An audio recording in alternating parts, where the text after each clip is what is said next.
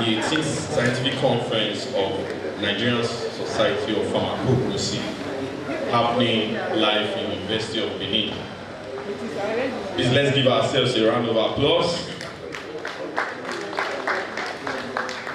Sorry, I was starting a little behind schedule. But before we start properly, I would like to invite some personalities to the high table. The first on my list is the president of Nigerian Society of Pharmacognosy, the person of Professor Olukemi Odukoya. Please, can we give her a round of applause? Okay, thank you. We also want to welcome Professor Estella Yu Odo to the high table. Okay. President and Vice President are very busy. They welcome the host, that's the Dean of the Faculty of Pharmacy, University of Benin, Professor Ihodaro Igbe. Please, can we welcome him to the high table?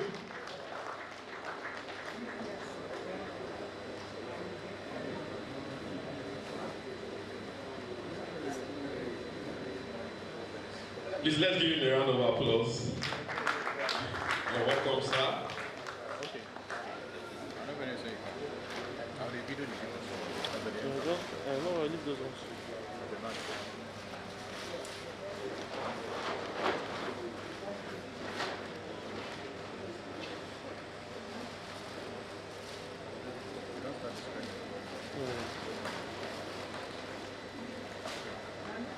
We also want to bring to the high table former DVC academics, Professor Ray Ozola. Please, can we help him to the high table? Yes, sir. Please, let's give him a round of applause. You're welcome, sir.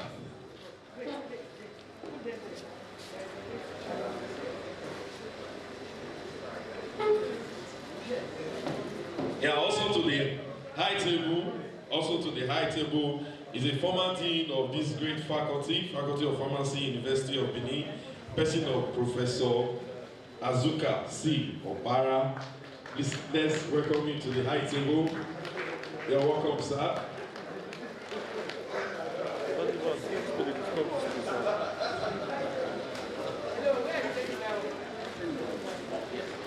You stop stopping in front of the camera now.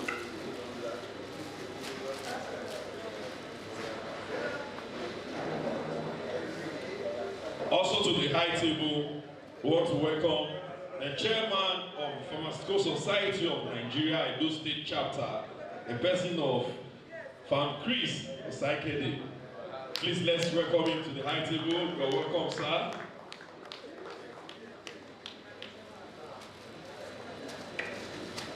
You're welcome, sir. Yes.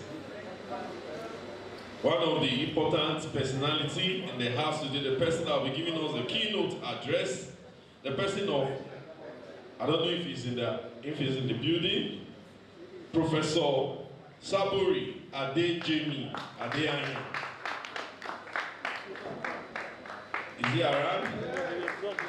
You're welcome, sir. You're welcome, sir.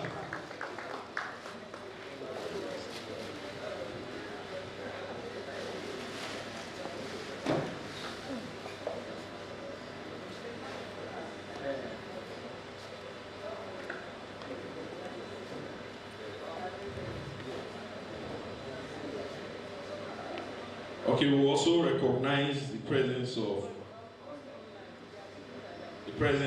some important personalities that have come to join us in this conference. We'd like to recognize the presence of pharmacist Mrs. Agenta, MDCO Daisy Pharmacy, in the house. Is a permanent secretary, a pharmacist in the Local Government and Chieftaincy Affair, a person of Dr. Francis Odinye. You are welcome, sir. You are welcome, sir.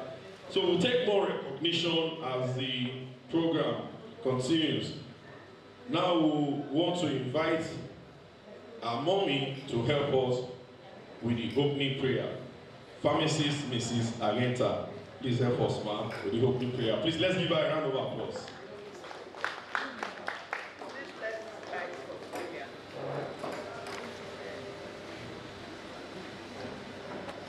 Catholic, in the name of the Father, of the Son, and of the Holy Spirit. Amen. Our Father, our Lord, and our God, we bless your name. I want to thank you for making this day possible, for this conference to take off here today. And I will thank you for journey mercies granted to those who traveled from far.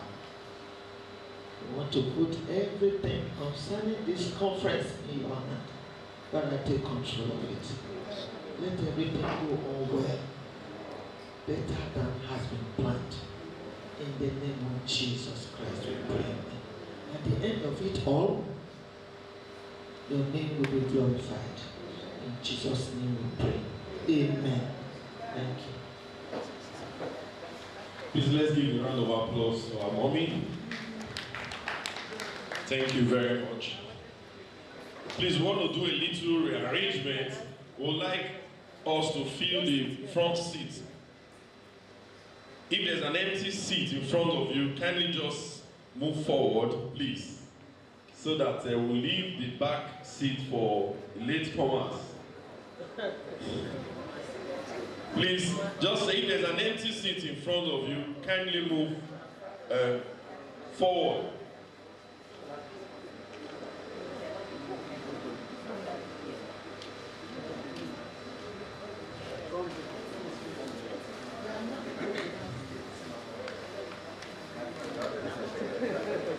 Okay.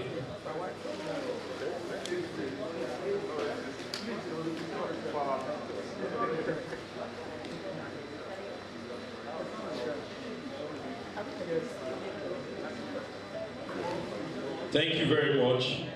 Now, in case you want to use the restroom, please, we have a restroom in the... We have a restroom in the hall. By my right, you see the restroom.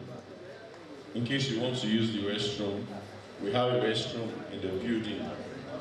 Then I also want to recognize the presence of Dr. Asukwo Udofia, Department of Psychology, Methodist University, Accra, Ghana. Please, let's give him a round of applause. You're welcome, sir.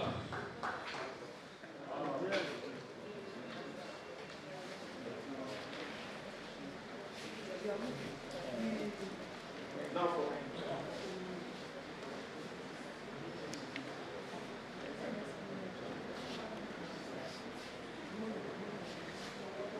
okay, let's remember. Yeah, that members. We are doing this.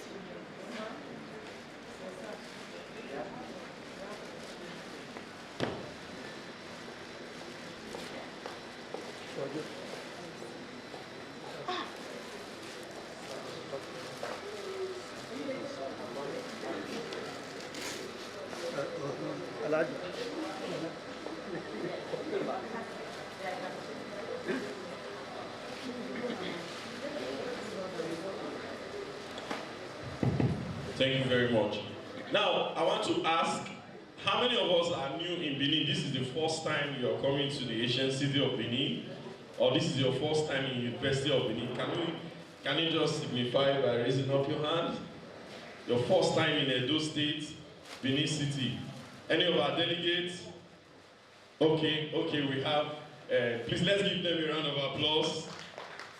You are welcome. Please let's welcome them in the Benin way. We'll say Obohian. Can we say Obohian to them? You're welcome. Thank you very much. Now we want to invite the Dean of the Faculty of Pharmacy, University of Benin, to give us his opening remarks.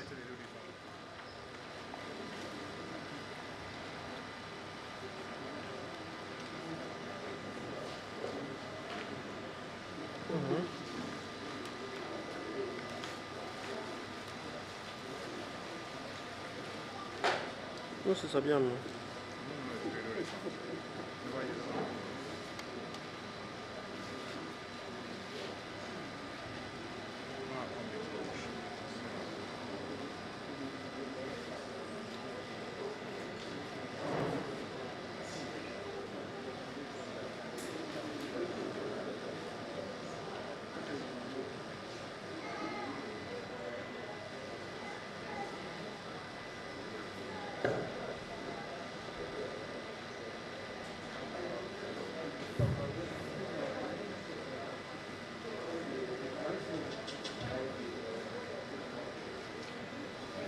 On va me rendre là-dedans.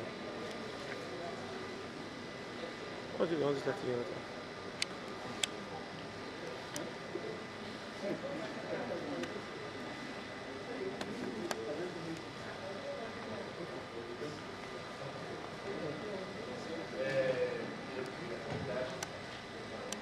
It's not really difference. No, sorry, it's supposed to one.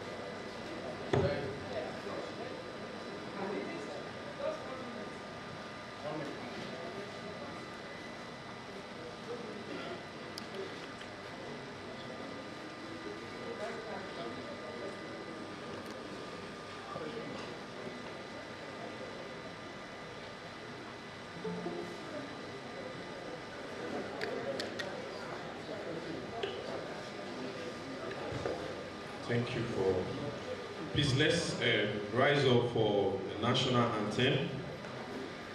Sorry for the mix-up. Let's rise up for the national anthem. Media, please, can we project?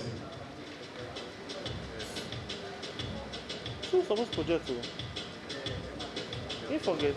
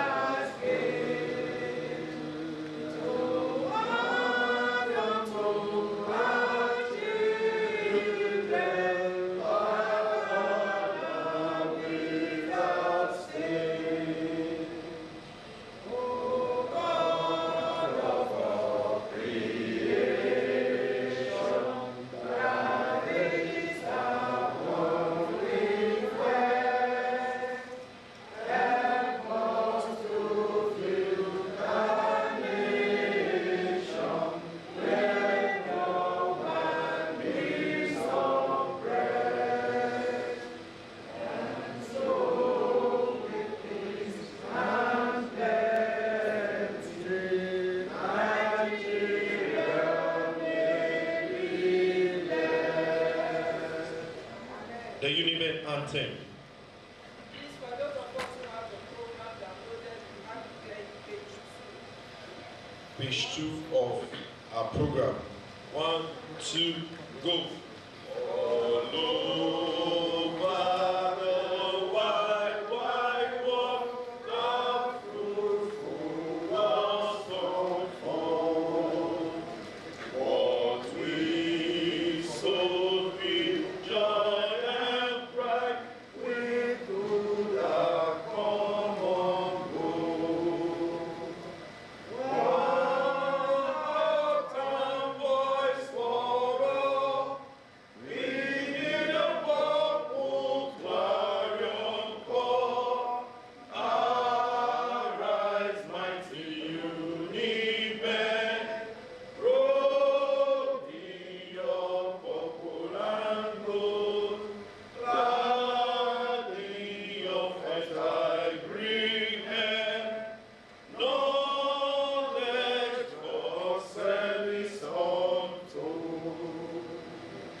Thank you very much.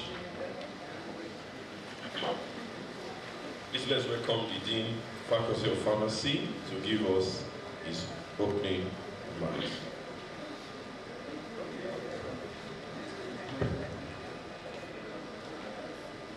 Principal officers present, guest speaker, Professor S. Adesoya, former Vice Chancellor of Labison Abajo University, President, Nigerian Society of Pharmacognosy, Professor Mrs. Lokemi Lukoya, professors present, delegates, members of the Nigerian Society of Pharmacognosy, invited guests, staff and students, distinguished ladies and gentlemen. It is both an honor and privilege to stand before you today on behalf of the Faculty of Pharmacy, University of Benin, as we gather for the 35th Annual General Meeting and the 18th Scientific Conference of this esteemed society. I warmly welcome you all to this important and professional gathering dedicated to advancing the frontiers of pharmacognosy and natural products in Nigeria and beyond. This year's theme, Emerging Trends in Natural Product Discovery and Applications, Challenges and Prospects, could not have been more apt at a time where the world faces continue to offer traditional knowledge and modern scientific innovations provide fertile grounds for discovering novel therapeutic agents and bioactive compounds capable of addressing the unmet medical needs. However, as the team rightly points out, the journey from natural product discovery to practical application is not without its challenges.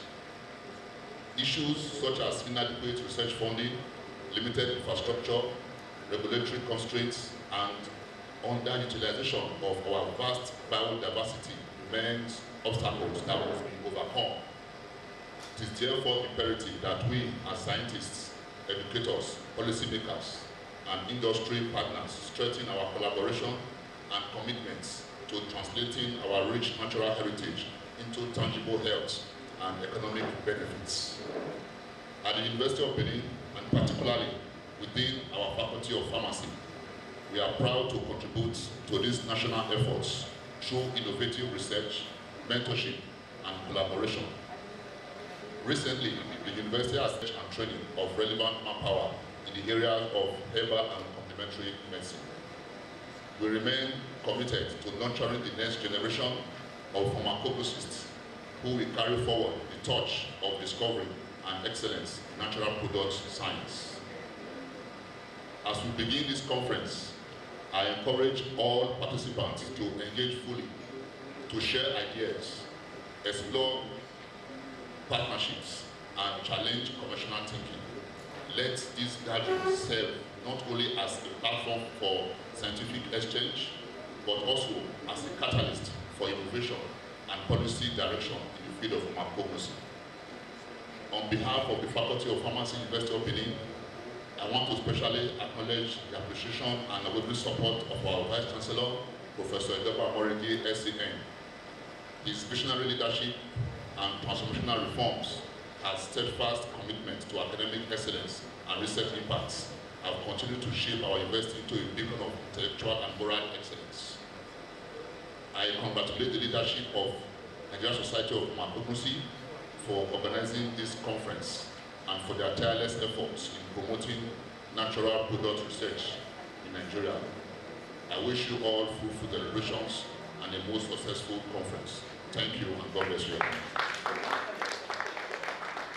Thank you, my dean. Please, we can do better. We can do better. Thank you very much, sir.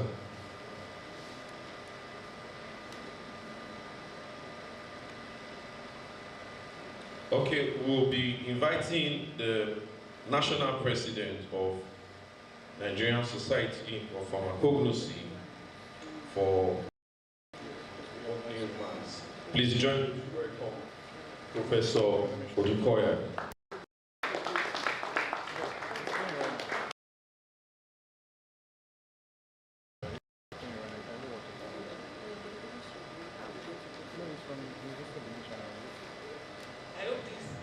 podium is not shorter than me.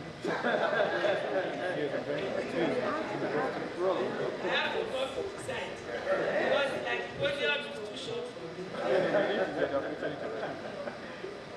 Thank you very much. Let me start. A protocol has been established. At the same time, on behalf of the Nigerian Society of Pharmacognosy, let us still establish another protocol. Let me appreciate the Vice Chancellor of the University in the presence, in the person of Professor Edoba Bright Mamolegi. The Vice Chancellor and his team earlier in the morning on a courtesy visit, we were warmly received and we have been welcomed into the University of Benin. The Deputy Vice Chancellor Ekewa Campus, our very own Professor Bini Amin Adeshina Ayinde, you are welcome. He is here on his own right as a member of the society, as the Deputy Vice Chancellor Ekewa Campus, and also in person representing the Vice Chancellor of this university. Thank you very much. To the Dean, our host, Faculty of Pharmacy, Professor Igbe. Thank you very much for being here. You are highly welcome. To our keynote speaker, if you don't know, Professor Adesoya taught me. And they are the foundation members. They were together with our immediate past president. I don't know why our immediate past president is on the lower floor. Yes, our immediate past president, Emeritus Professor George Olariwaju Moody. Will you please match the behind tables? They are not supposed to be there. They were there when it started. They were the eggheads that put together this society with our late founder and the person of Professor Abayo Oshofora. I will create the indulgence of all of us here. All our funny heroes and heroines of Pharmacognosy that were our mentors, that labored for us, that they were our confidants, our teachers, our lecturers. Can we please have a minute silence to remember their souls before we continue?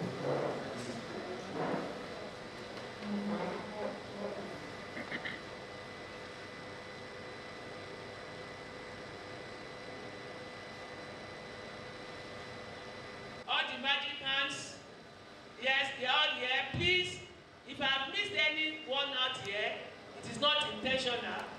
You know I'm so tall, I may not have been able to see you. But just before then, let me also appreciate and welcome. Please, Prof, you have to match here. The chairman of the local organizing committee, together with the head of department.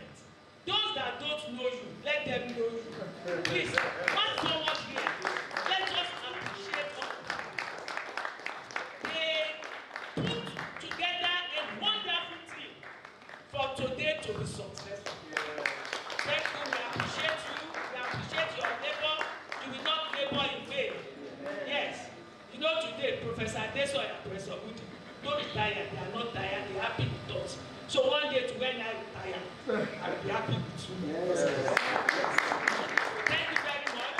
To all our colleagues from other departments, Department of Chemistry, Biochemistry, Department of Botany, Plant Science, Department of Agriculture. Somebody is raising hand here. I have not seen the person. Please permit me if I have not seen you. You are recognized. Yes. You are all recognized, please, and welcome. Thank you very much. Yes.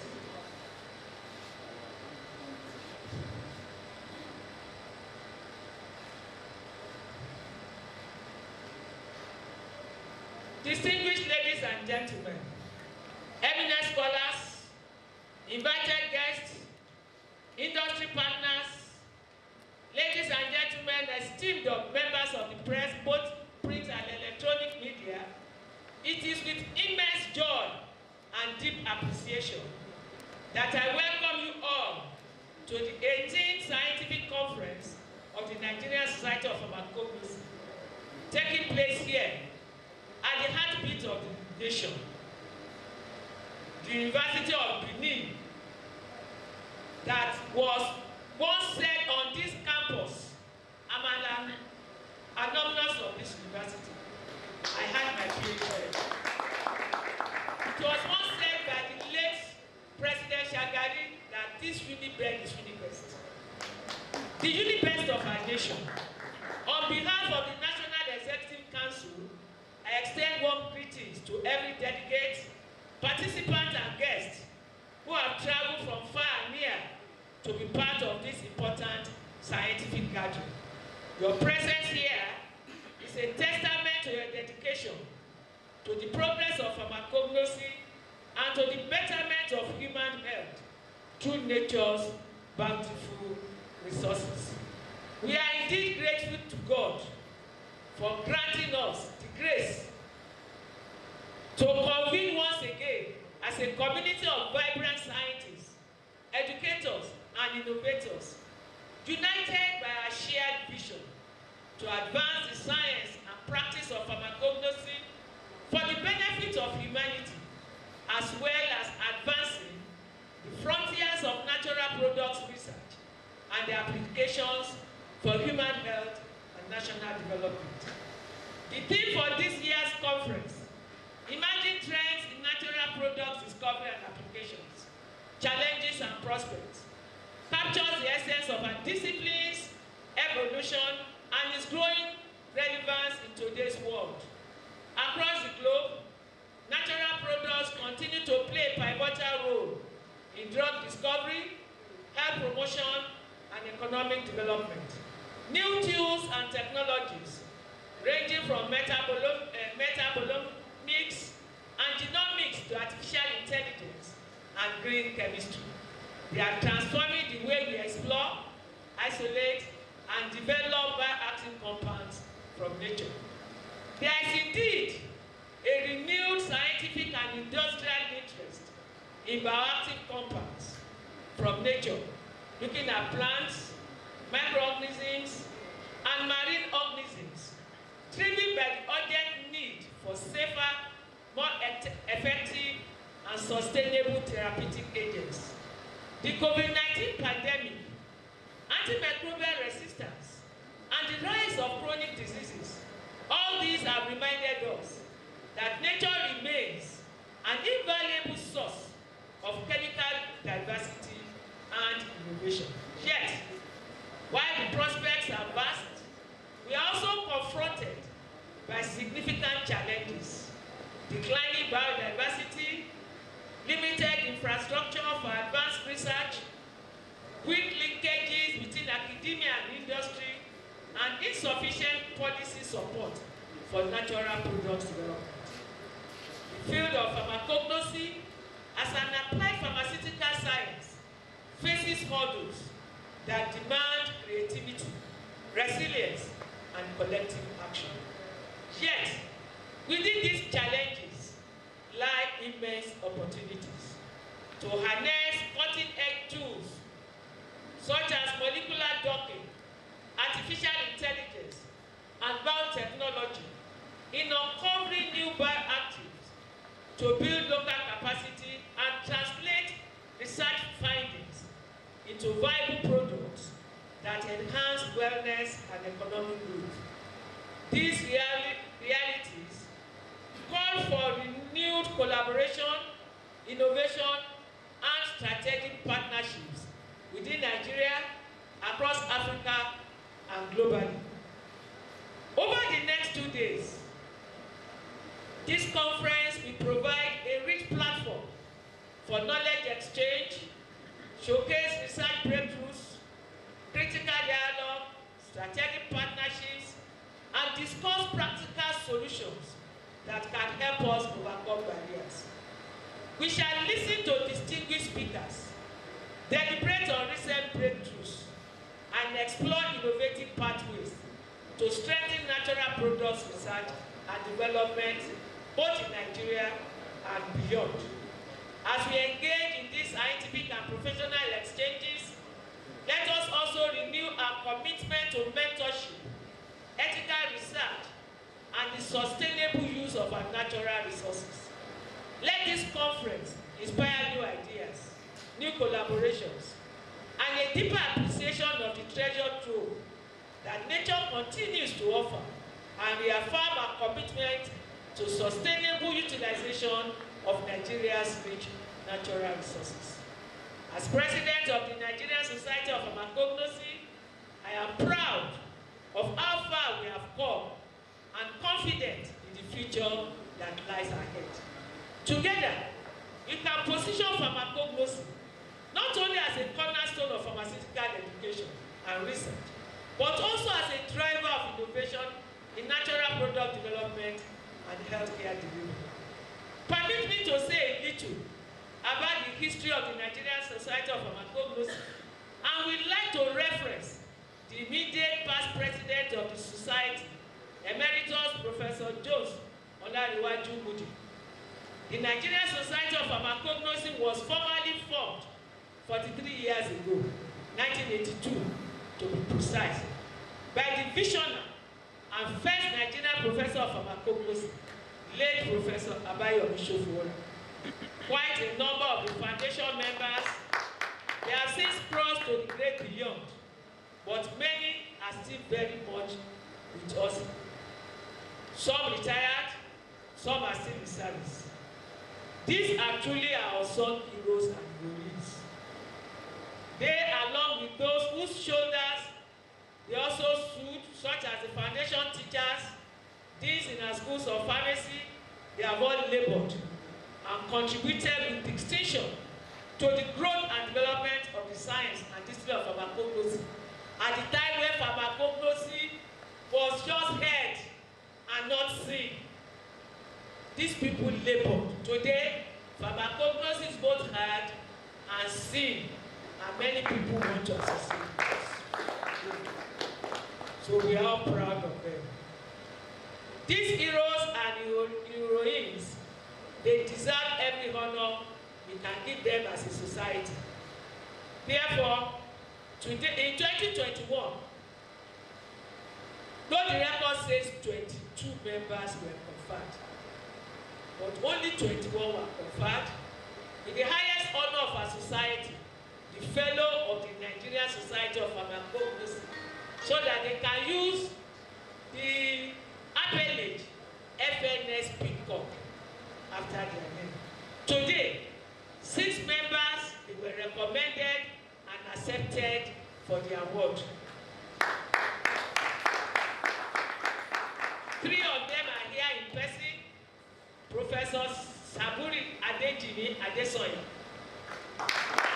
Professor Kuniyam Adeshina Ayinde, Emeritus Professor Jones Olariwaju Mudi, Professor Naya Ilyas. She has spent all her life teaching pharmacognosy at the Ahmadu Bello University, Zaria. Mama, as we fondly call her, has also retired, and I'm sure she will be online. Though she had a dentist appointment early this morning, I'm sure she should have joined now online. To all our colleagues online, President Jada Ibrahim and all others online, thank you for joining. Also, we have to be honored today, Professor Stella Inyanga, also retired from the University of Nigeria. Then our own Vice Chancellor, Professor Adam Umar Kaseya, the Vice Chancellor of the Federal University of Transportation in Daura. He traveled to Lariga in person, sent his greetings, he'll be online. He has also designated who to receive the award on his behalf. I wish to sincerely appreciate our distinguished keynote and plenary speakers, our sponsors, our local organizing committee, and all who have worked tirelessly to make this conference possible. Your dedication continues to uphold the high standards and enduring legacy of the Nigerian Society of Pharmacognosy. Distinguished delegates and colleagues, I urge you to participate actively in all sessions, network widely, and enjoy the intellectual and social experiences this conference has to offer. Once again, I welcome you warmly to the 18th Scientific Conference of the Nigerian Society of Pharmacognosy. This is the first time the Nigerian Society of Pharmacognosy is holding a conference at the University of Ibadan.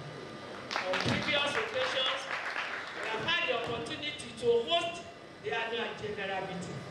So for this occasion, we are hosting both the national conference as well as the annual general meeting. So congratulations to Binizu. May our deliberations be insightful, inspiring, and impactful. Thank you, and God bless us.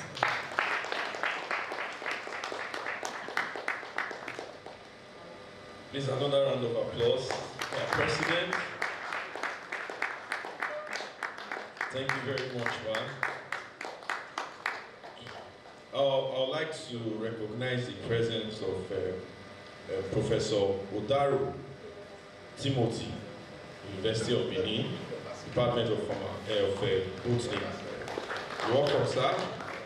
Then from Department of Pharmacology, Professor Sylvester Agawa. You're welcome, sir. Clinical Pharmacy, Professor Penari Usaon. You're welcome, sir. And we also have pharmacist Issa Bello. You're welcome. Because of our time, we'll take more recognition later.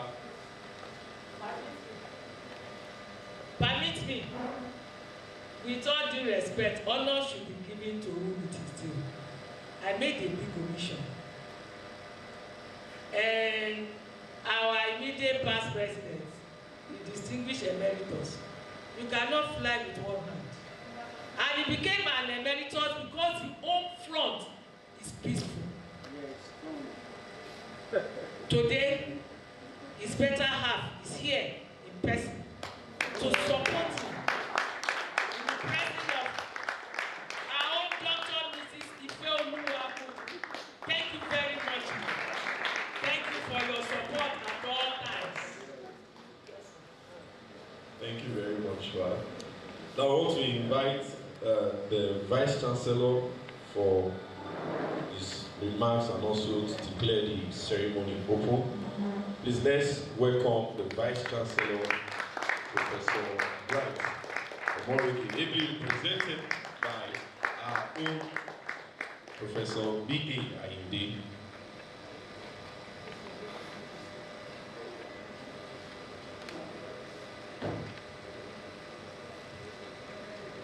The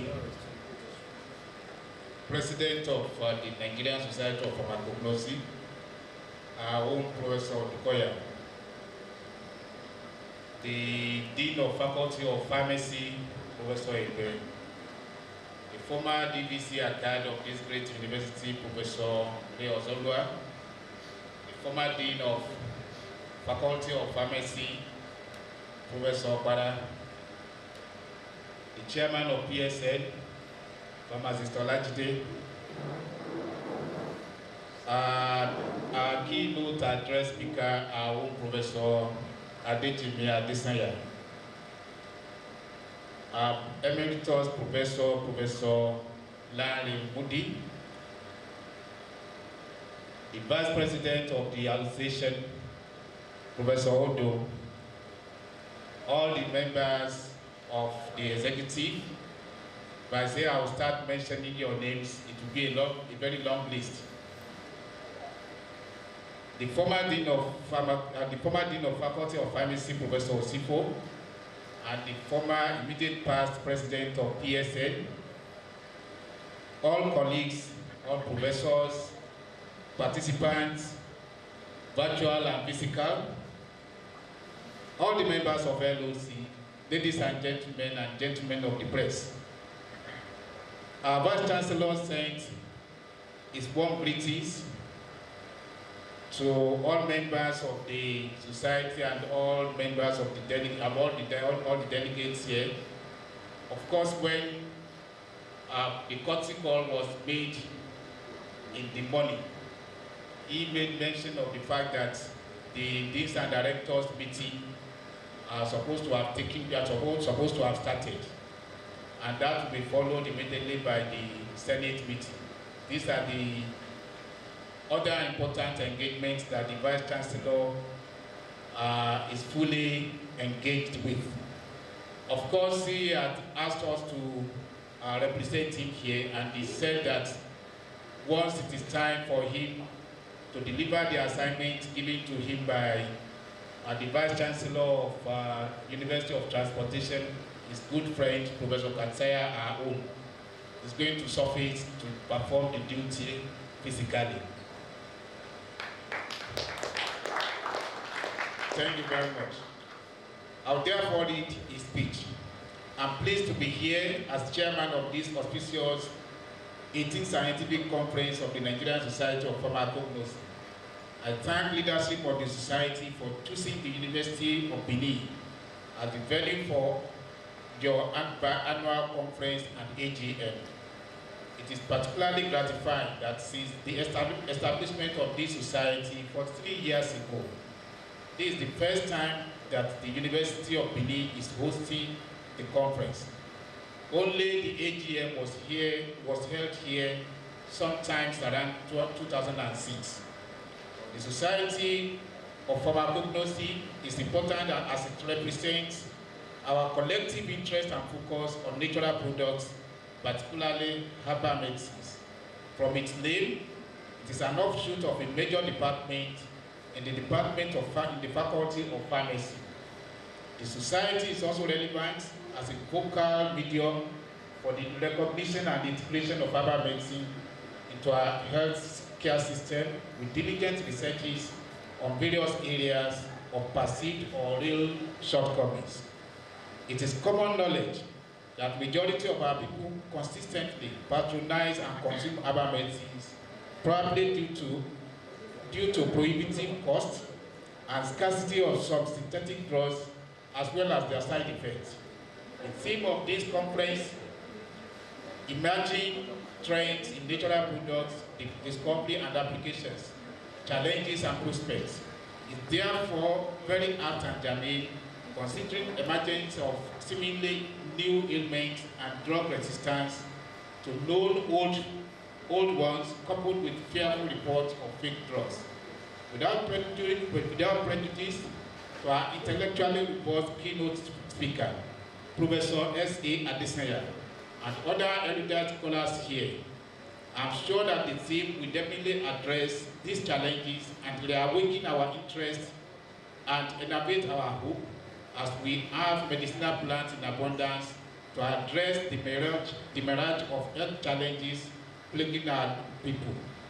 My special interest in medicinal plants was further fired by Professor Adesanya's latest book, Separation Techniques. I have asked that copies be distributed to the library, to the university library, and all appropriate departments in the University of Benin. Also, the Senate of this great university recently approved the commencement of a program on herbal medicine domiciled in the Department of Pharmacognosy, Faculty of Pharmacy. I am convinced that this society of experts will champion the ultimate establishment of full degree program in herbal medicine in our universities as approved by NUC in the PP Mass. With one of your own, Professor B.A. Amide, as Deputy Vice Chancellor of our campus of our university, I can assure you of necessary support from the management to ensure success of this conference. I enjoin you all to participate actively and to enjoy the environment and hospitality of our great university. Once again, I welcome specially the keynote speaker, Professor Adejimi Adesanya, former Vice Chancellor Olabisi Onabanjo University, Agoiwoye, and Professor Kemi Odukoya, the National President, Nigerian Society of Pharmacognosy, who happens to be an alumnus of this great university.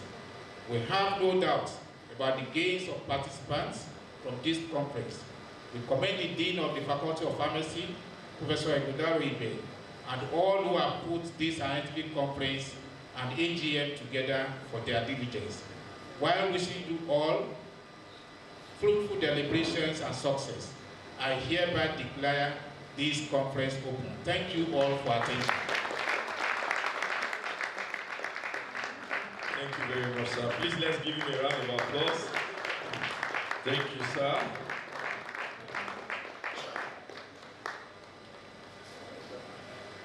Now, quickly, we'll be taking a company presentation. Omase Allied Limited. Please, the representative.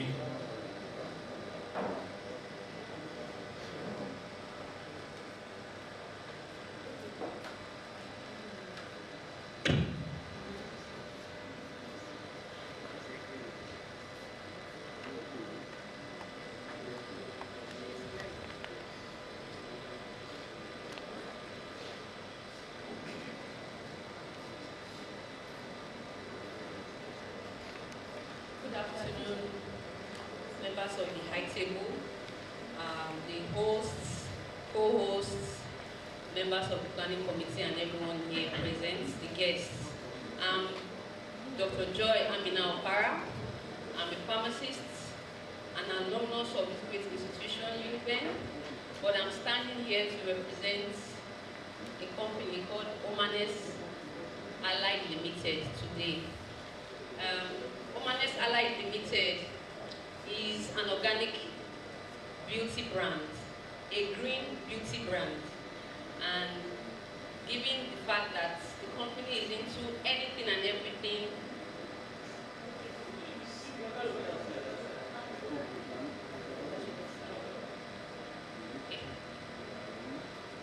given the fact that we are talking about natural products, it is very apt. You know, usually when we talk about natural products, as pharmacists, we just think of drugs and related products like that. But interestingly, our skincare, our hair care, what we use to take care of ourselves also matter. And some of these products are also medicinal in nature. Omanes Allied Limited was founded in 2017 by Ifeoma Dibe. It was birthed out of the passion to try to make wholesome skin nutrition available. We realized that the skin is the largest organ of the human body. Many of us, maybe not us that are professionals here, but the layperson generally think that the skin is just a layer, not realizing that it is a living, breathing tissue. And the facts show that anything you apply can be absorbed from 0% to 100%, depending on the nature of the compound, into your bloodstream. It's a fact.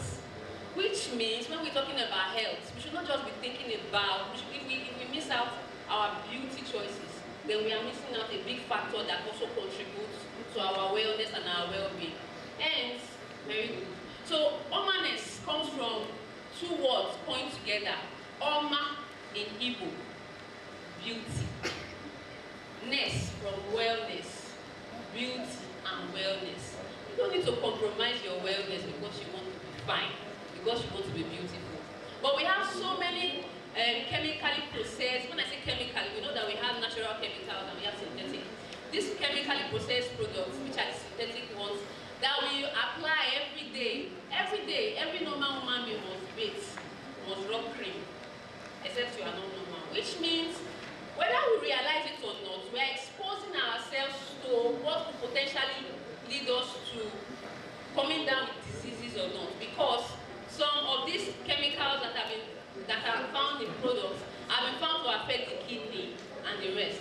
So now, Omanes decided that she wants to be that brand, better from Nigeria. It is proudly Nigerian, not be a imported brand. It's local. The ingredients are locally sourced. God bless this country. And 30 plus brands of natural skincare, hair care products that caters to the needs of baby, mama, papa, teenagers, ladies, and the rest. And even if regardless of your skin type, there are products to take care of that, whether it is dry, oily, or combination. Now, this is just a preview of some of our products. For mama and baby, we have that. So if you give birth to a baby, don't just go and be applying popular brands, all those fine Oyibo names. Go back to our roots, Pampane oil, shea butter, cocoa butter. But we have these things here. And Omanes is into the business of bringing them back and bringing them in a form that is standard with NAFDAC registration or listing, and in packages that are well aesthetic. Then we have the ones for children. We have the ones for teenagers who have been battling, either you are battling acne issues or as a young adult. Natural products like vitamin C serum and the rest. Women like to take care of their face, so we have facial masks, facial products. All are plant-based. Moringa, neem, activated charcoal. These are things that are found in nature and they heal. The idea of Omanes is, as you are trying to be beautiful and you want to glow, you are nourishing your skin because it is food for the skin in the literal sense. That's why it is not just an organic skincare company. It is an indigenous organic skin food brand food. Whatever your stomach deserves, your body, your skin, your head deserves it. If you cannot eat it, do not apply it on your body. Now let's move on. The next product range. For men are not left out. Men need to look very beautiful. Men need to groom very well. We have natural products for grooming for men. Activated charcoal soap is powerful. We all know what activated charcoal does. It's a potent anti-toxin, and it is proven to be able to remove armpit odor. You are battling with bad body odor. You have tried different roll-ons, even the chemical ones we know are not really good. Activated charcoal soap, we take care of that. And it's very affordable. What about shaving bumps? We are always battling with shaving bumps and you are buying different products. Activated charcoal together with our healing salve, Dogoyaro healing salve, which is the main product we are coming. Dogoyaro is a popular indigenous plant that you find here, known as neem. Move on. Our beard oil is also available. If you like to grow beard as a man, it's fine, but you should look fine now. You should not look like you are suffering because you are carrying beard. So the beard oil will help you to groom it well, it scents nice, natural product too. And then, now, what type of Dogoyaro soap and salve? This is where our focus is on, because now, Dogoyaro neem is a medicine. And we cannot be talking too much about scientific studies that have been done around this. We are all here, people have done enough research. I'm not talking about research, but it's results. How have this research resulted to products that are solving problems for people? What Omanes is about here. And so if you go, you see that Omanes Dogoyaro soap and salve contains number of active ingredients, all plant-based. Neem oil, lemon oil, lemongrass, aloe vera, moringa, shea butter, beeswax. Move on. Next slide, please. Neem powder, coconut oil, castor oil, sunflower oil, palm kernel oil, all the ingredients found in the Dogoyaro soap and salve. Now, we all know what the name is already. Let's move on. The different names is called Dogoyaro, Yoruba, and Hausa. Now, what does this product do?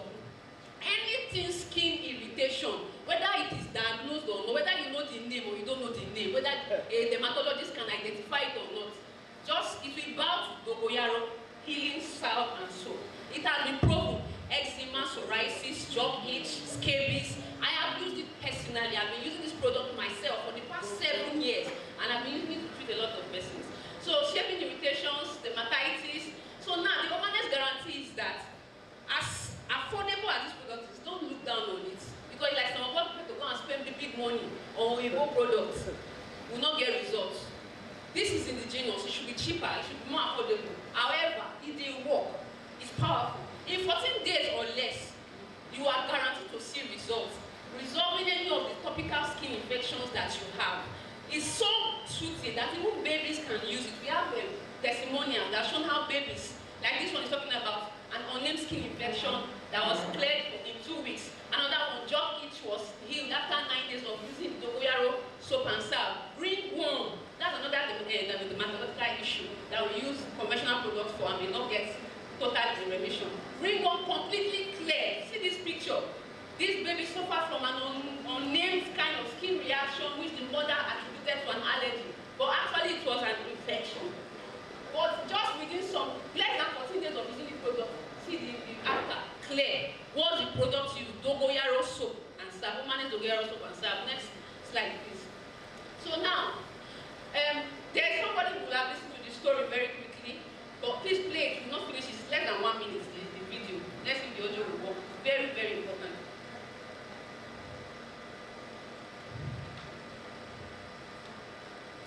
The audio is not working. Okay, so the testimonial shows someone that has tried for months, battled with a topical skin infection, gone to see a dermatologist, been on prescription antibiotics. It will go, it will go, it will come back, it will go, it will come back, no total remission.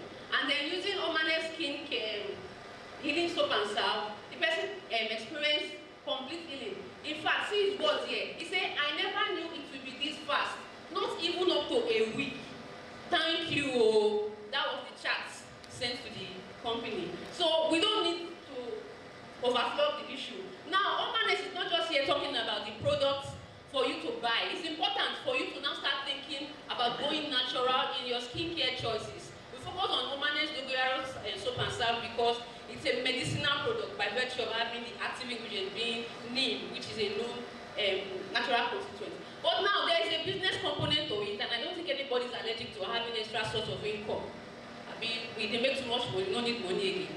So Omanes here is concerned about helping women. One of the things that attracted me to Omanes business, although I'm a pharmacist, but if I also have had my own organic skincare business, it's what Omanes is doing as part being the CEO that I will do.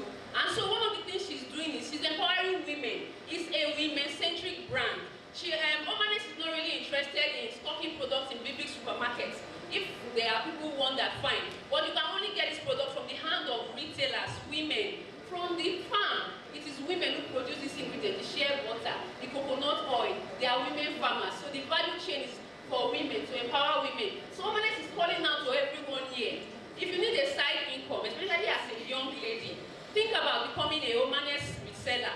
For especially the Dogoyaro soap and salve, because people are battling a lot of skin irritations. They are not talking, some of them it's the clothes that cover them, and they've been spending money tirelessly. So you can meet us at our exhibition booth there. At the exhibition booth, you can get more information on how to become a reseller. It's very easy. It's not network marketing. You just buy the products you can buy. You don't have a startup minimum amount to start. Student package is 50,000. Regular is like 94,500 naira. And from that, you keep buying as you wish. You're not giving commission to anybody. So the message to us all is, we should start thinking our skincare.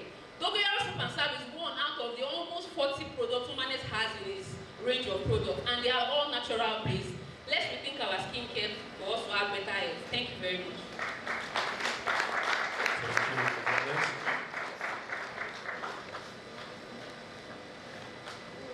Now we're getting to the high point of today's meeting, which is the keynote address. But to do justice to the citation of the keynote address giver is the chairman of the local organizing committee, Professor Mrs. Josephine Ofemo. Please let's give her a round of applause, even as she gives us the citation of the keynote address giver. Gives me great honor, and it's a great privilege also to be standing to give the citation of an academic colossus, if I may use that language.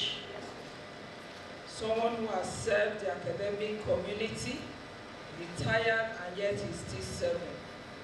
Thank you, sir. Before I ask that you stand up, it means that he knows the protocol, he knows what's to be expected. Our keynote address speaker for this conference is the person of Professor Saburi Adejimi Adesanya.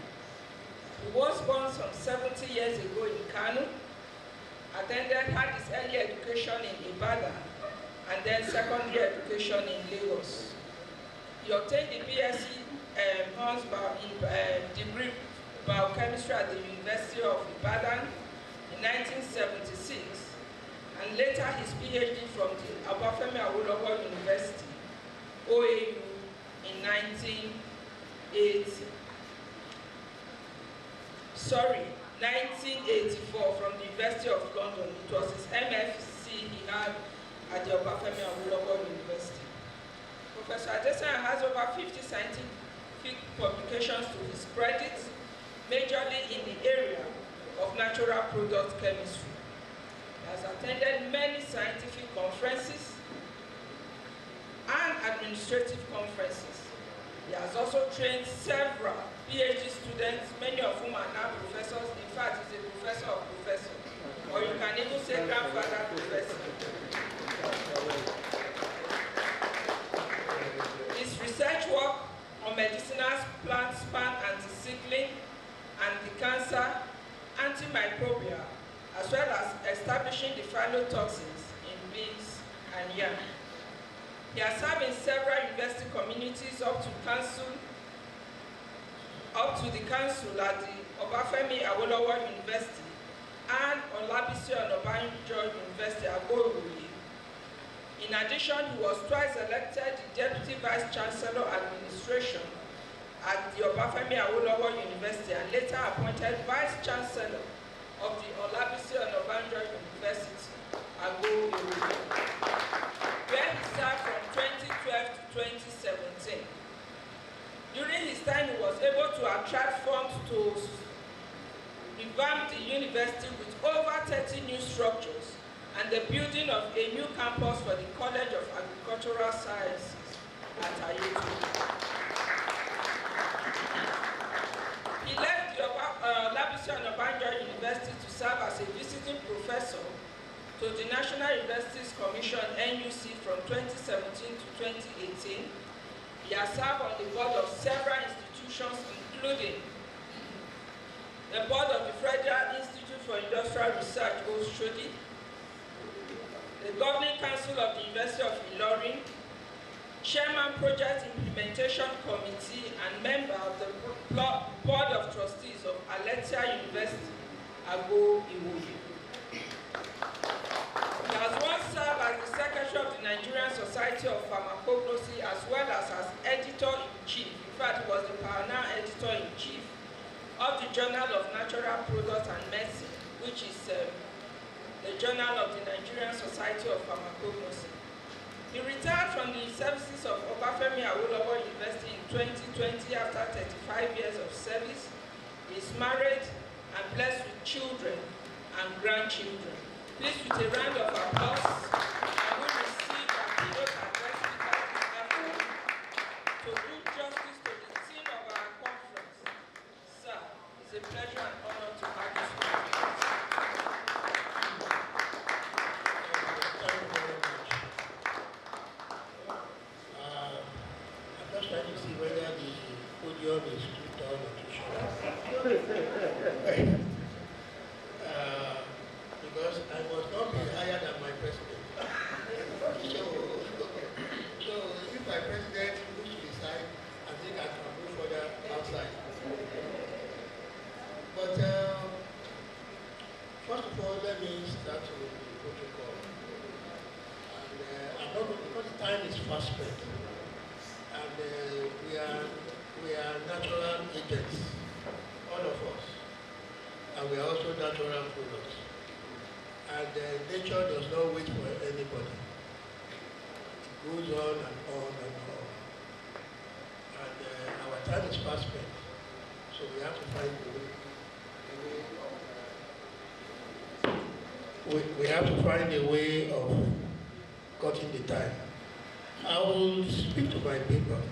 I hope in some time the paper will be on our website when I put it develop. But when you read it, know that it's a retired man writing, not a current scientist.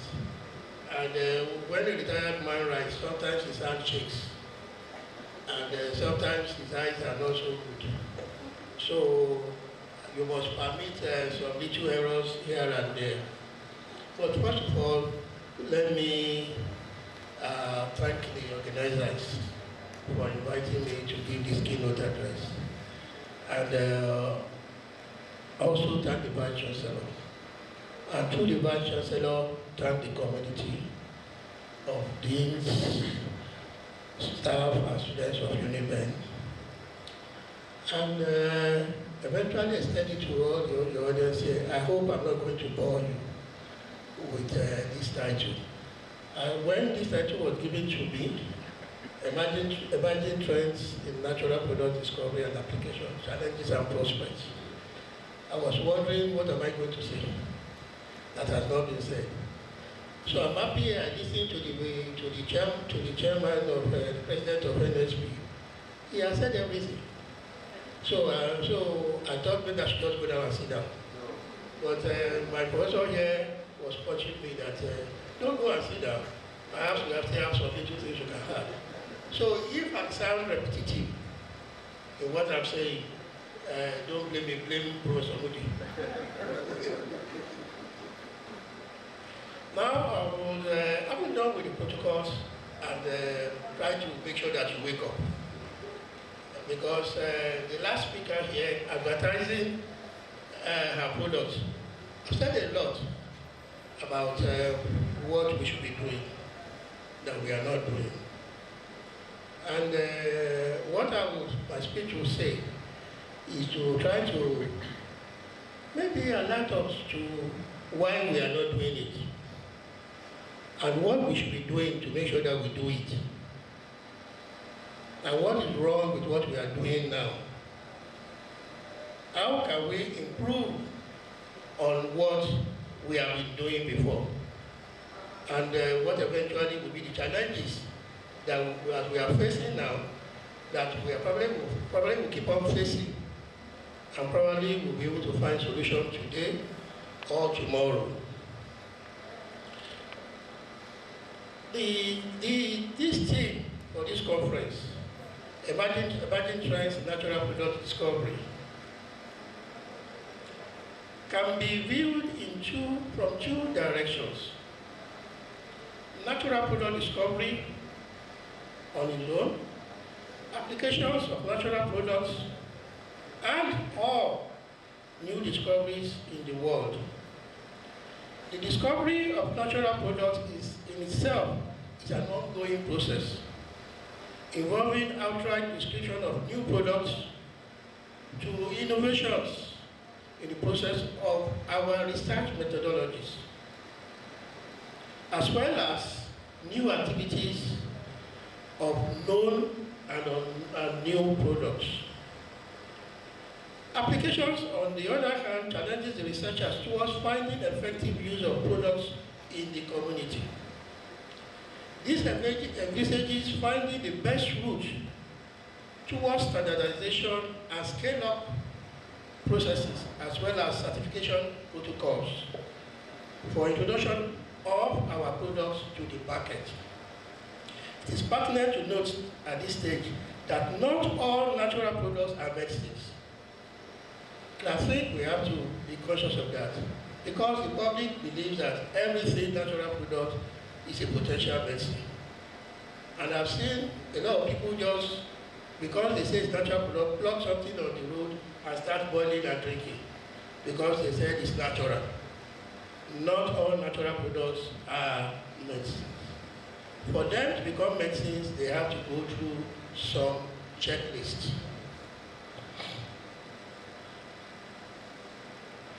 Others have applications in other spheres of human endeavor. That is, other natural products that we consider natural products have applications, not necessarily as medicine, but in other human endeavors, such as engineering, food, primary sources of chemicals for industries, and some simply have no use at all for now. And this is what some of us do in chemistry, or some of us do to get promotion. Let me isolate. And then you get the compound. So what? What next? It has no use for now. But that does not mean that it will not have potential use in future. But for now, it is just a natural product described in literature. No use.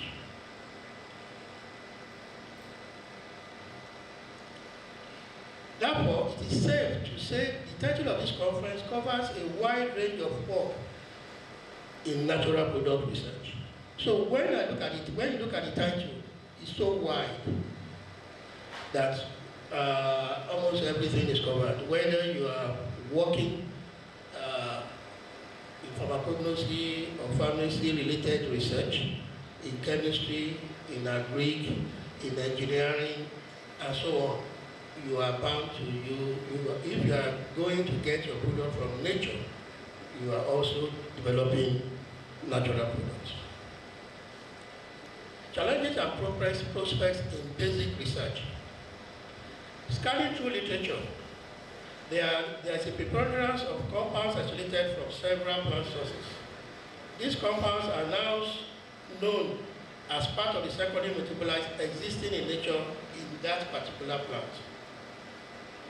Not in all plants, because plants' products, secondary metabolites vary from those who have done our little biochemistry and chemistry work. Some are described as new compounds, while others are newly located in the plant. We have to distinguish the two. And that is why some of us have problems when you publish. Your paper is rejected, but you say, oh, it was isolated from a plant that has not been worked on. Yes, it has not been worked on, but it's a known compound. It's newly isolated in that plant, but it's known worldwide. And you have to be able to distinguish the two. And that is the danger of most of researchers. Most plants have basic secondary metabolites. Hardly can you pick a plant that you will not get quercetin, for those who in the field, and anything yellow, or flavonoid. So at the end of the day, you will, if you are not careful, you are not going to contribute anything significant to knowledge. And that is a challenge for most of us who are working in natural product area. Because they constitute the largest amount of materials in your plant, especially the leaves, which we commonly work on. So when you are first doing your research, you are likely to be excited when these things fall out of your plant.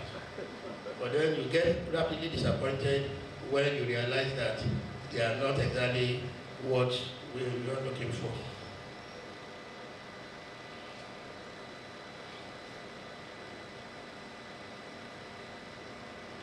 The challenge of this type of work is to look for more effective ways to isolate compounds in the environment, as close to nature as possible. The reason why I said this is that most of us working in Nigeria, which is a very, very tropical area, high humidity, high temperature, by the time you finish you extract, you run into trouble. Because your body, the temperature of the chemistry of the cell is slightly below what you are working on.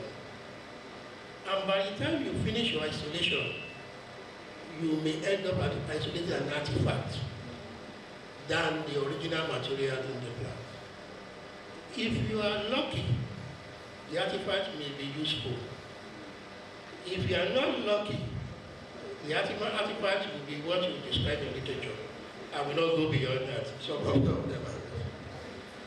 So that is why many students fight with their supervisors. Because the supervisor is looking for something else, they are getting something else.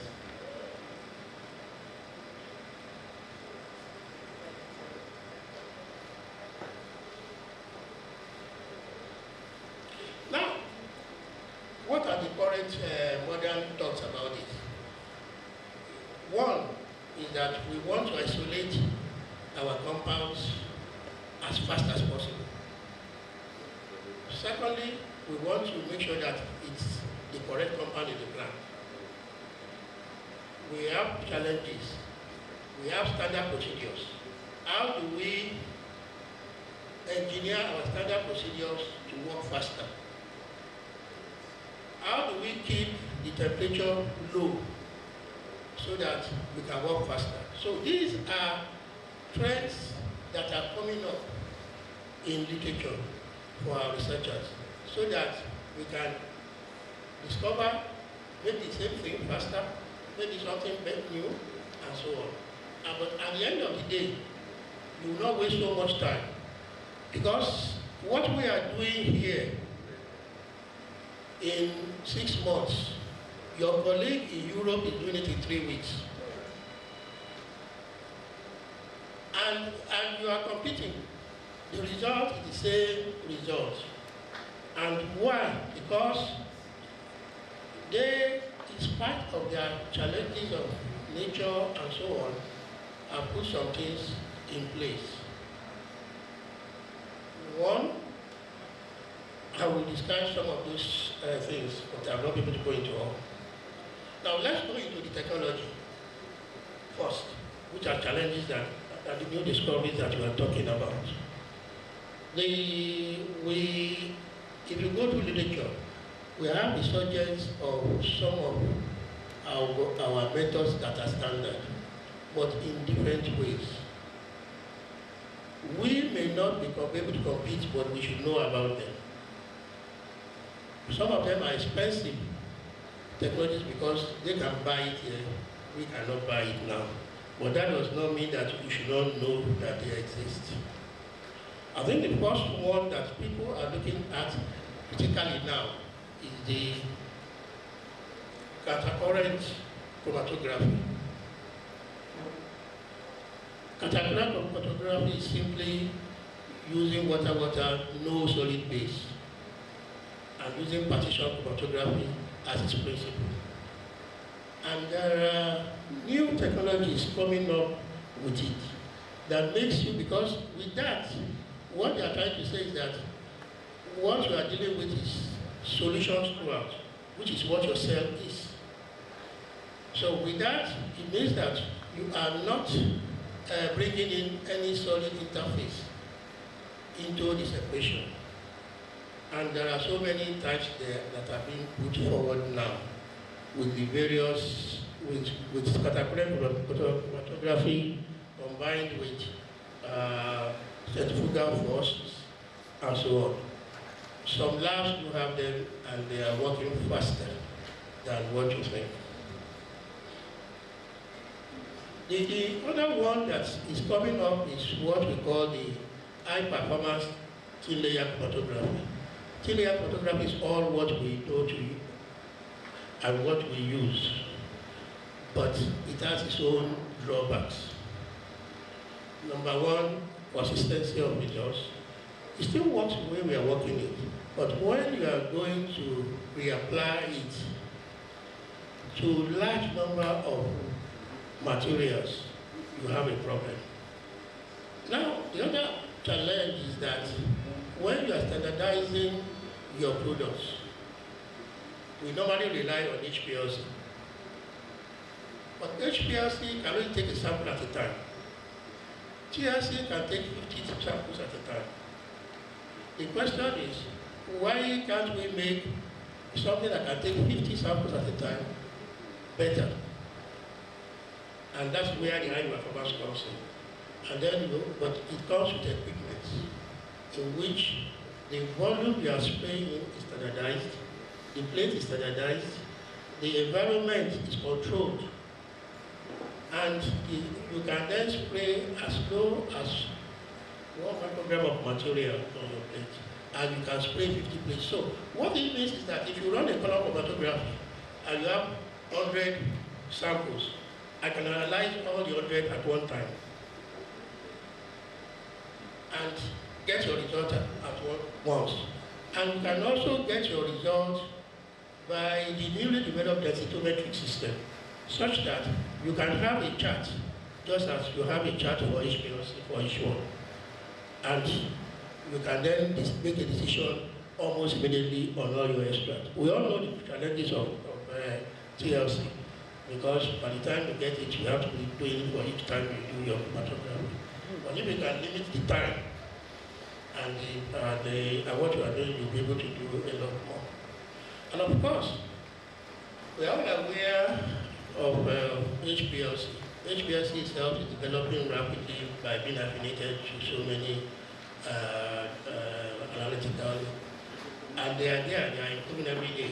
HPLC, SCMS, HPLC, SC, IR, HPLC, and so on. And it's better we get familiar with it. Other affiliated techniques as HPLC NMR are gradually becoming more common. Introduction of benchtop NMR machines has increased the ability of early general identification of compounds, but care must be taken, as there may be need to properly document data with high resolution NMR machines for detailed analysis. What I'm saying here is that there are new benchtop NMR machines. We don't have to go to the old one that we have 400 machine that takes this room, and gradually you can have it on the benchtop now. And we can do quick NMR analysis of your compounds. But we have to know that it has limitations. It is for you to do general screening. But a lot of us in the third world or something, or when we rush abroad, and they will just do a quick one for us, we take it as, oh, I have the NMR or something. No. You have to, if you have the chance to do a more detailed NMR of your compound. But it does assist you to rapidly determine the nature of your compound. And if you need to go further, assist you to make sure that your compound is well treated.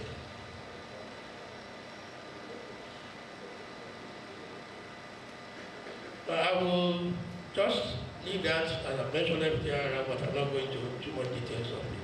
But I will go to the next one because of time. Challenges and prospects for non-medicinal research.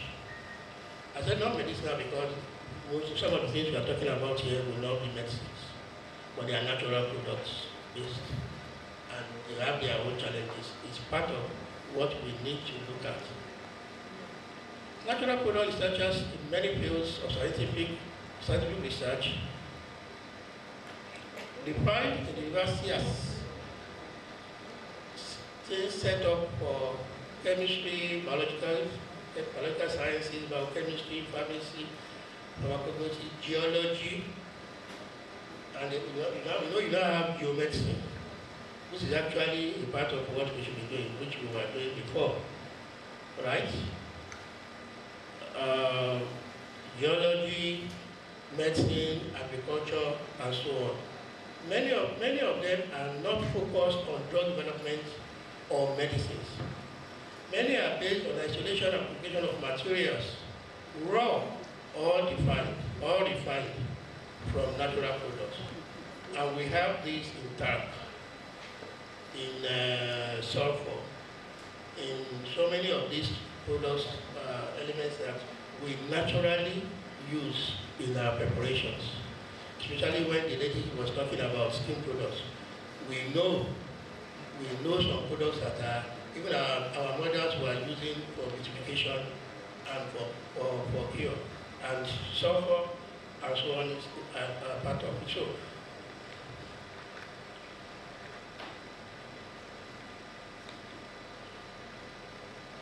this covers oils, this area of research covers oils, phytochemistry, food chemistry, new sources of commercial products, synthesis of natural products. I said synthesis, we are not going to deal with it because at the end of the day, the idea of any chemist is to replicate what you have in a better way, in a purer way for markets.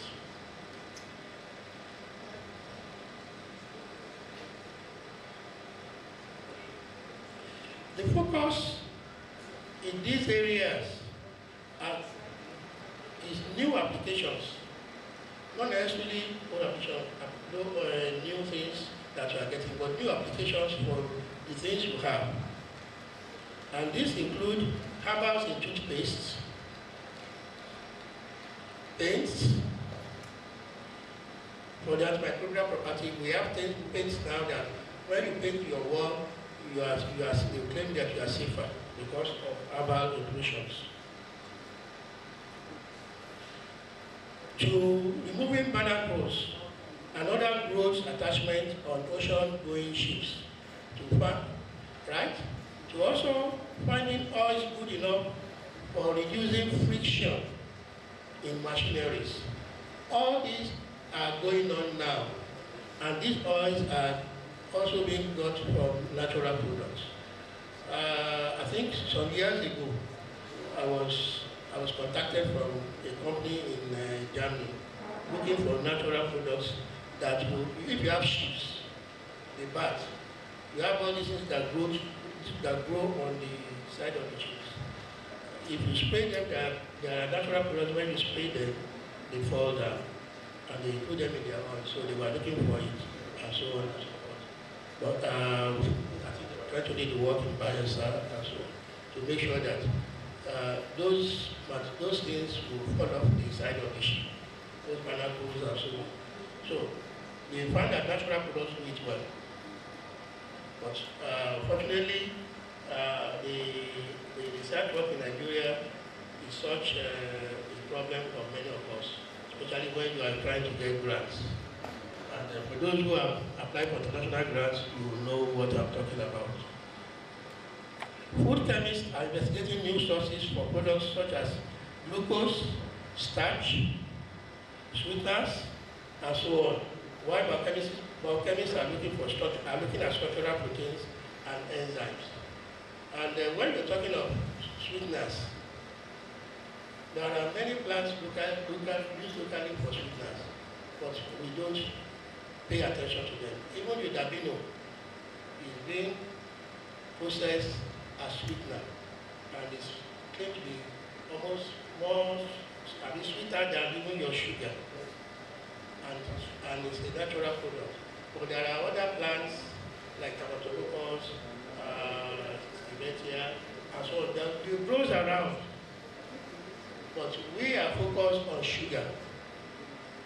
And but there are people abroad looking for this plant. If you want to make money in dollars, look for the local one you can work with. And once you can extract the sugar component, I can bet you make money.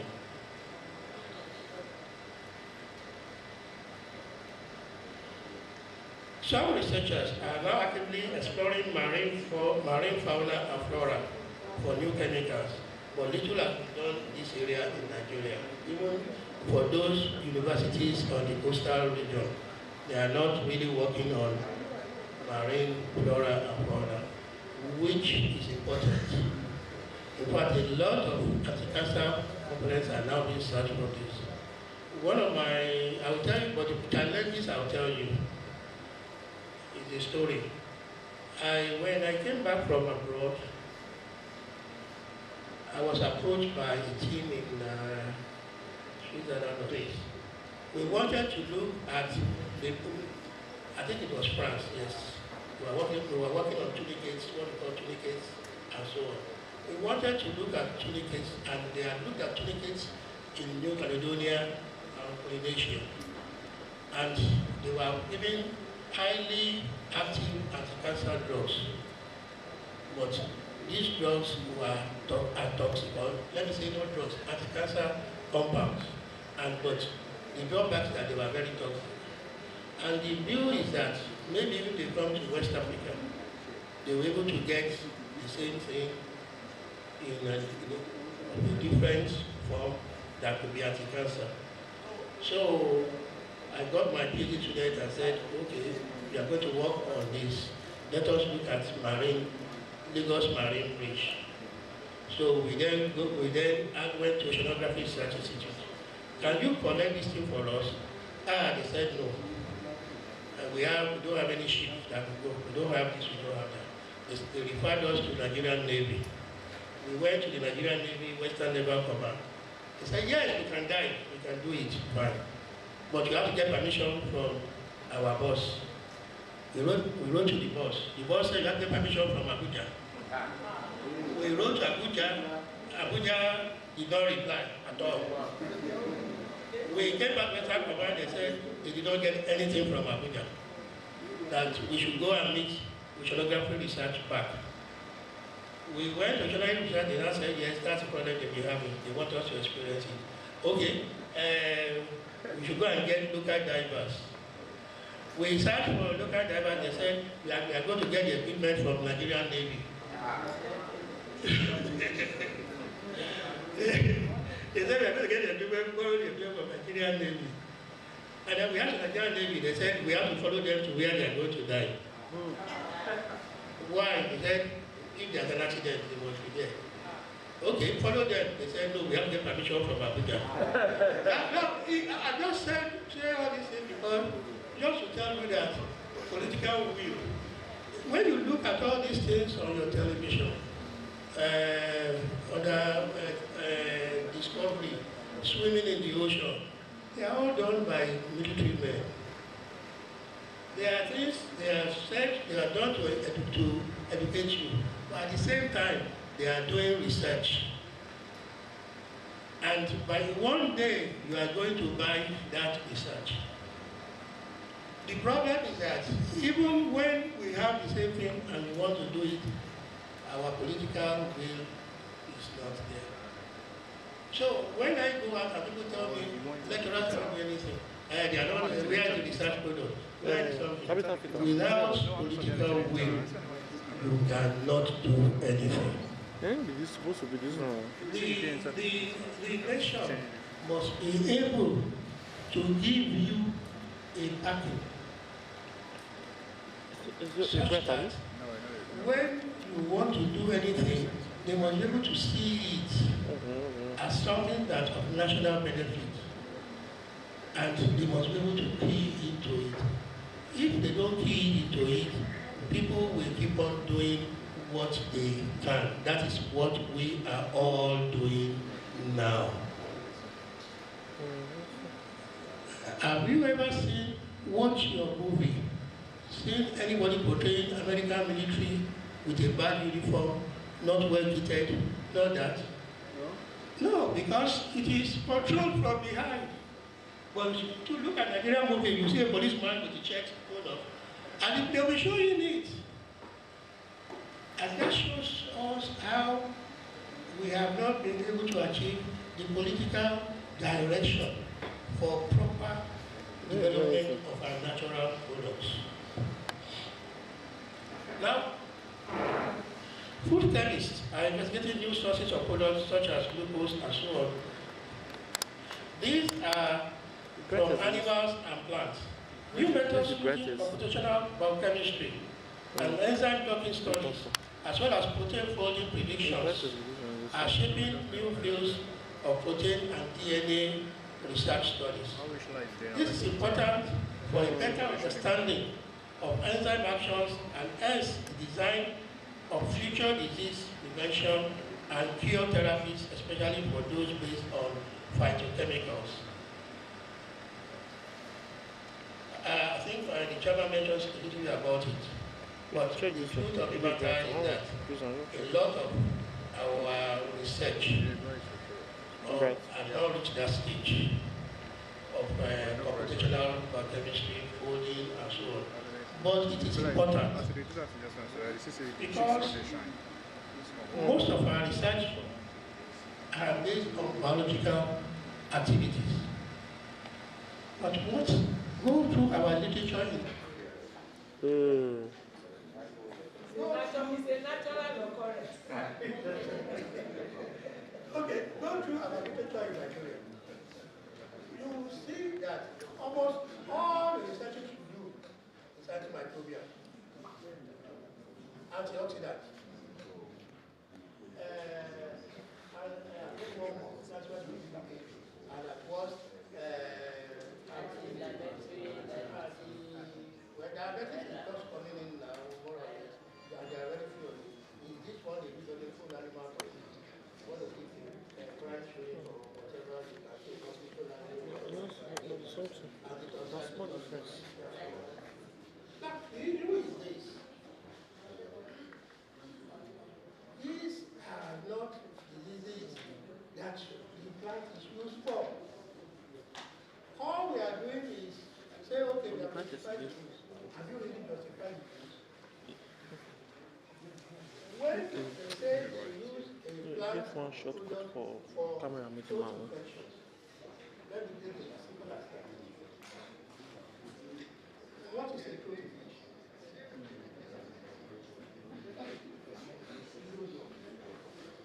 You have never done any research targeted at specific disease conditions. Targeted at specific disease conditions that you can really redefine what you are saying you are justifying.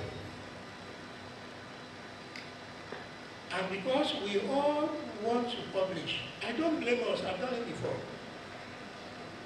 No, because we want to, but my students don't do it again.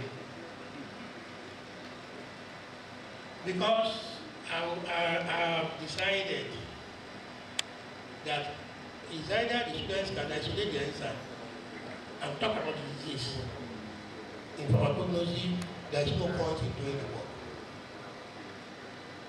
If you cannot get to the disease you are trying to do, either it is Alzheimer's or memory loss or even the throat infection, you must be able to isolate the organisms you are talking about. Otherwise, there's no use. Because your paper will only remain a literature forever. But I can assure you, with the same energy that you are putting into your general isolation of getting antimicrobial studies and so on, you will get a better attendance by international community, no matter how good that your experiment is. I can give you an example. My student in Lagos now, when we were working on anti-cancer, we decided to go and look at DNA modifications or chromosomal modifications. Not just that it kills cancer, how? And since isolation of chromosomes, no matter how good it is, can be done locally by anybody in botany or zoology, it was easier for us to then look as good as it is, feed the animals and look at the chromosomes. And doing that, we were able to get the interest of other people to be able to look at telomerase enzymes and all these anti-cancer enzymes. The other people were looking at monoamine oxidase last time, and they were able to isolate monoamine oxidase from the brain of rats. And it's easier for us to know that our drugs, if our plant, if it's working, will act on whatever we are talking about as the primary cause. So I think we must, what I'm trying to say is that we must change focus if we must have proper application. The world is moving, but we can still move in our own area and do a research that will earn you more recognition and money.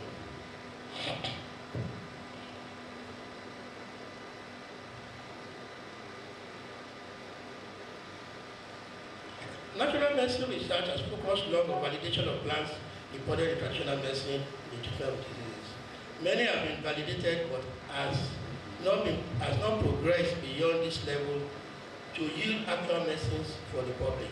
The problem is reproducibility of results. This problem has been vastly improved on by the use of freeze dryers, modular freeze dryers. Keeping extras below room temperature to prevent oxidation in the air as much as possible. However, the challenge of having good models for evaluation of the isolates in disease scenario is lacking, as well as acceptability of toxicity models. The Nigerian public is basically torn between cultural norms and Western and Orthodox systems. The cultural awareness leads to spontaneous use of herbs and plants, which we all do. Everybody will say, oh, go and get a plant here and there. The belief and use are greatly enhanced by the influx of Chinese herbal preparations in the market. This has emboldened our traditional medical practitioners the more in advertising their wares and standing by their claims, even if it is wild at times. As the Asian influence has led to attempts by our TMPs to envisage a worldwide competition. These attempts are limited by documentation, efficacy, toxicity, and packaging. I can see the scheme program, they've done some good packaging here today. And I think they are doing the correct thing. Because in UK was at the Tudor station, one Israeli person was selling a cream and invited me to come and buy. And I went there and I was looking at it. He asked me to wash my hand with water, which happens to be salt water. Of course, it will have abrasion. There was some death there. And what happened is I happened to buy this cream. I looked at it and I told him, this is, where did you get this cream from? He said, we are selling it. He said, this looks like shea butter from Nigeria. He said, now I know you are in Nigeria, you should go. I said, I know it's shea butter you are selling me. Refined shea butter. And I told him, how would you sell sand to an Arab? You are selling shea butter to me that I produce shea butter. I know where it is. But that is the challenge.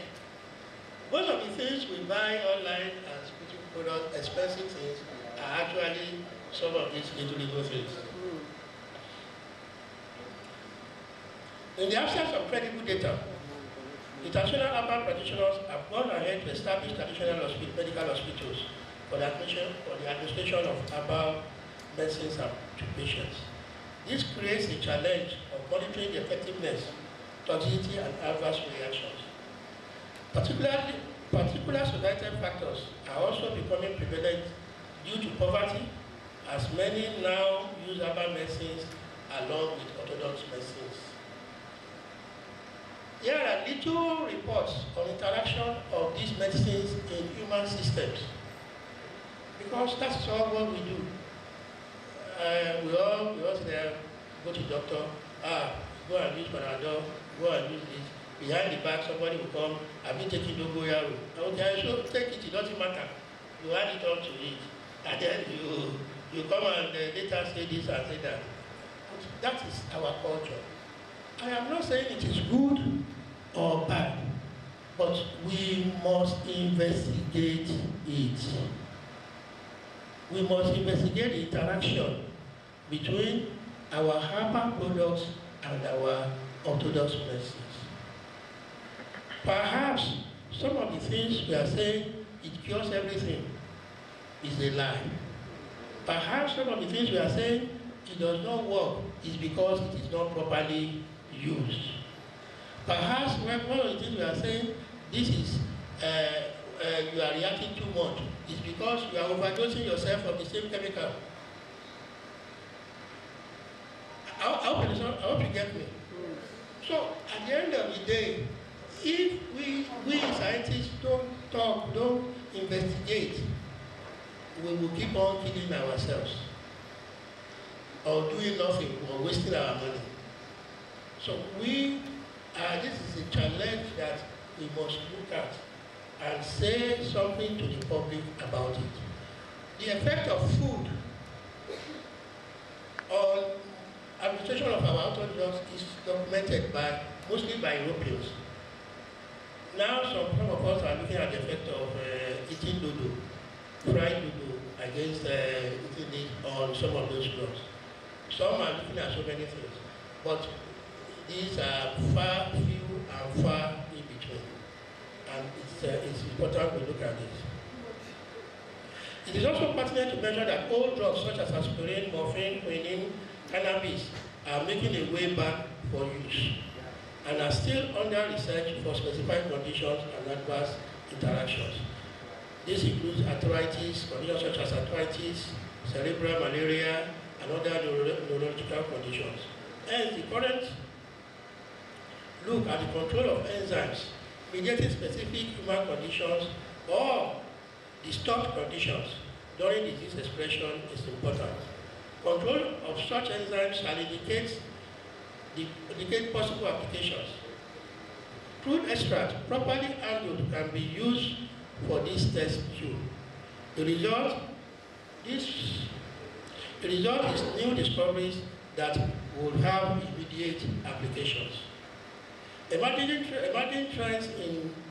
research trends in drug discovery includes enzyme docking, like I mentioned earlier, which involves screening of plants with particular characterized enzyme. The compound in the mixture docks with the active site of the enzyme and is trapped. Now, the trapping is the chemical. The other impurities are washed off and the compound enzyme complex isolated. This complex is then decoupled and the compound isolated. This is followed by computational predictive active compounds that can theoretically fit into specific active sites. Isolated compounds with these reactive points are then tested for activity as potential medicines. This leads back to the plant. At the end of the day, you still have to go back to the plant. All efforts are geared towards rapid discovery. All these efforts are geared towards rapid discovery of drugs from nature and bridge the gap between discovery and use. Okay.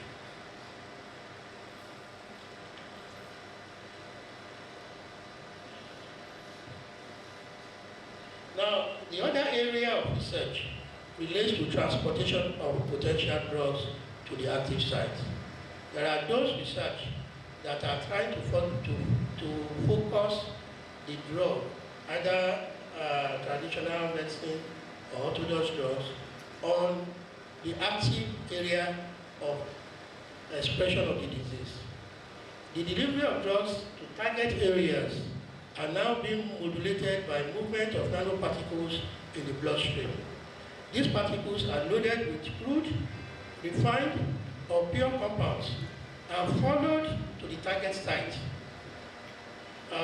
If they are metal, they can use electromagnetic focusing to focus it.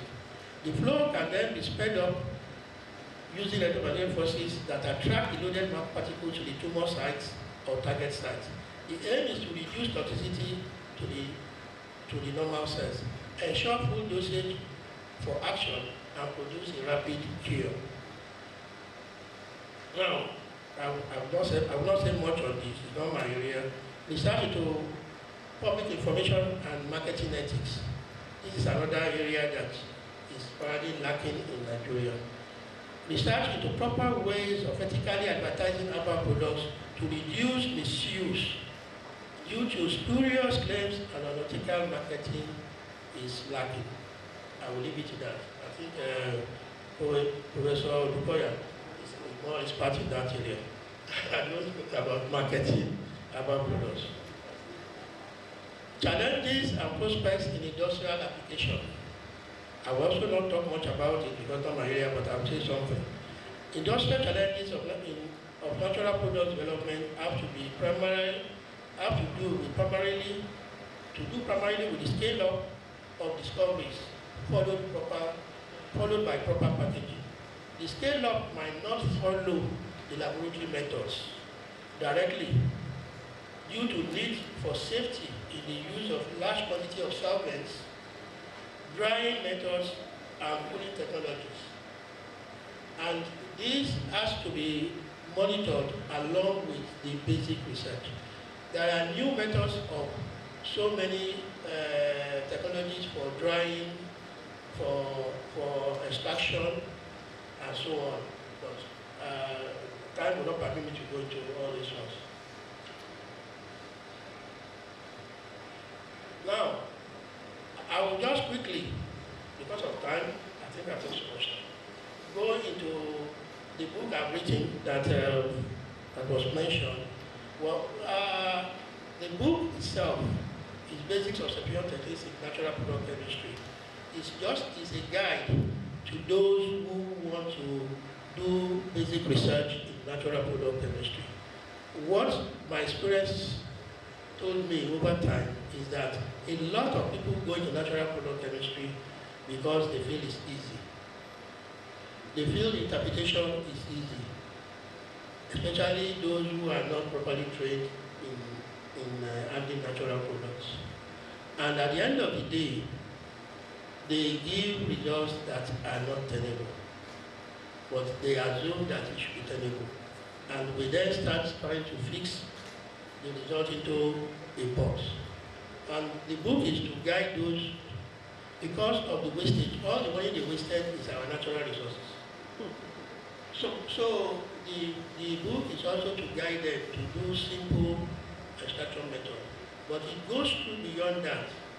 It explains why they are doing, why some things are being done wrongly, what is wrong, how to correct it, and how to make sure that you get results out of your work. And it's written in a very simple language without going through so many technical terms, so that maybe we can get some work done.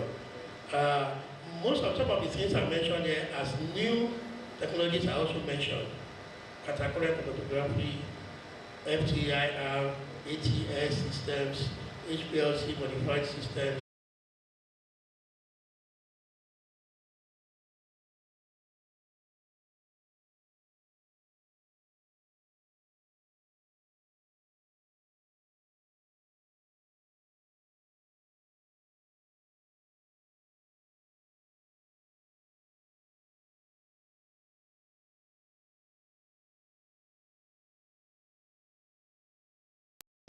Please let's give him a round of applause.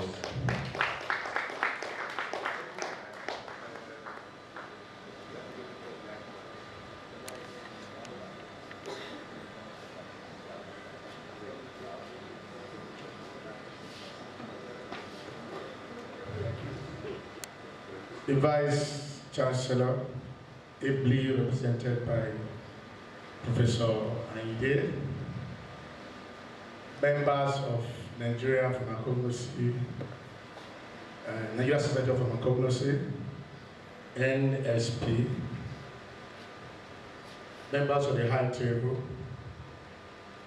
distinguished delegates, my very special colleagues.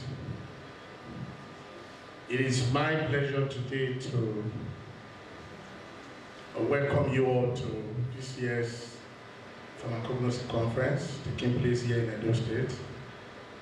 And those of us from Edo State branch of the Pharmaceutical Society of Nigeria, we have a good message for you, and that is a message of hope, message of strength, and message that we will overcome as the new area of interest in pharmacy, which is natural plant discovery and its special use, form of proper dosing, and whereby patients can use these drugs and else medicinal plants in our country, Nigeria. We hope. Thank you, and God bless us all. Thank you, and God bless us all.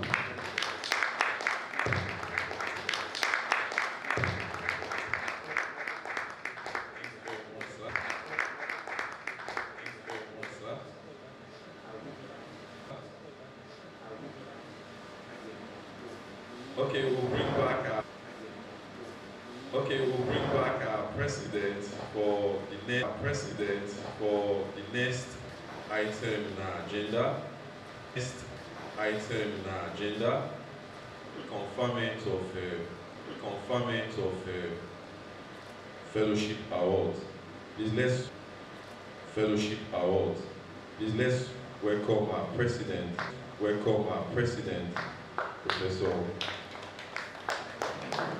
Professor. Thank you very much. Thank you very much. I'm the National Secretary. of Nigerian Society of Pharmacognosy, and I want to constitute the Society of Pharmacognosy. And now we want to constitute the Academy for Investor. And as the secretary, I humbly invite the president, Professor Olukemi Odukoya, FAS, to constitute the assembly to confer fellowship awards. You are very welcome. Awards. You are very welcome. I hereby constitute the assembly to confer fellowship awards of the Nigerian Society of Pharmacognosy.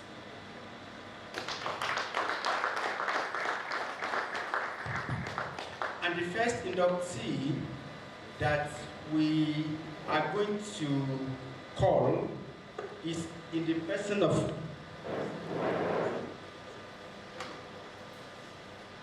our very senior professor in the profession, one of the founding fathers, in person of Professor Saburi Adejimi Adesanya.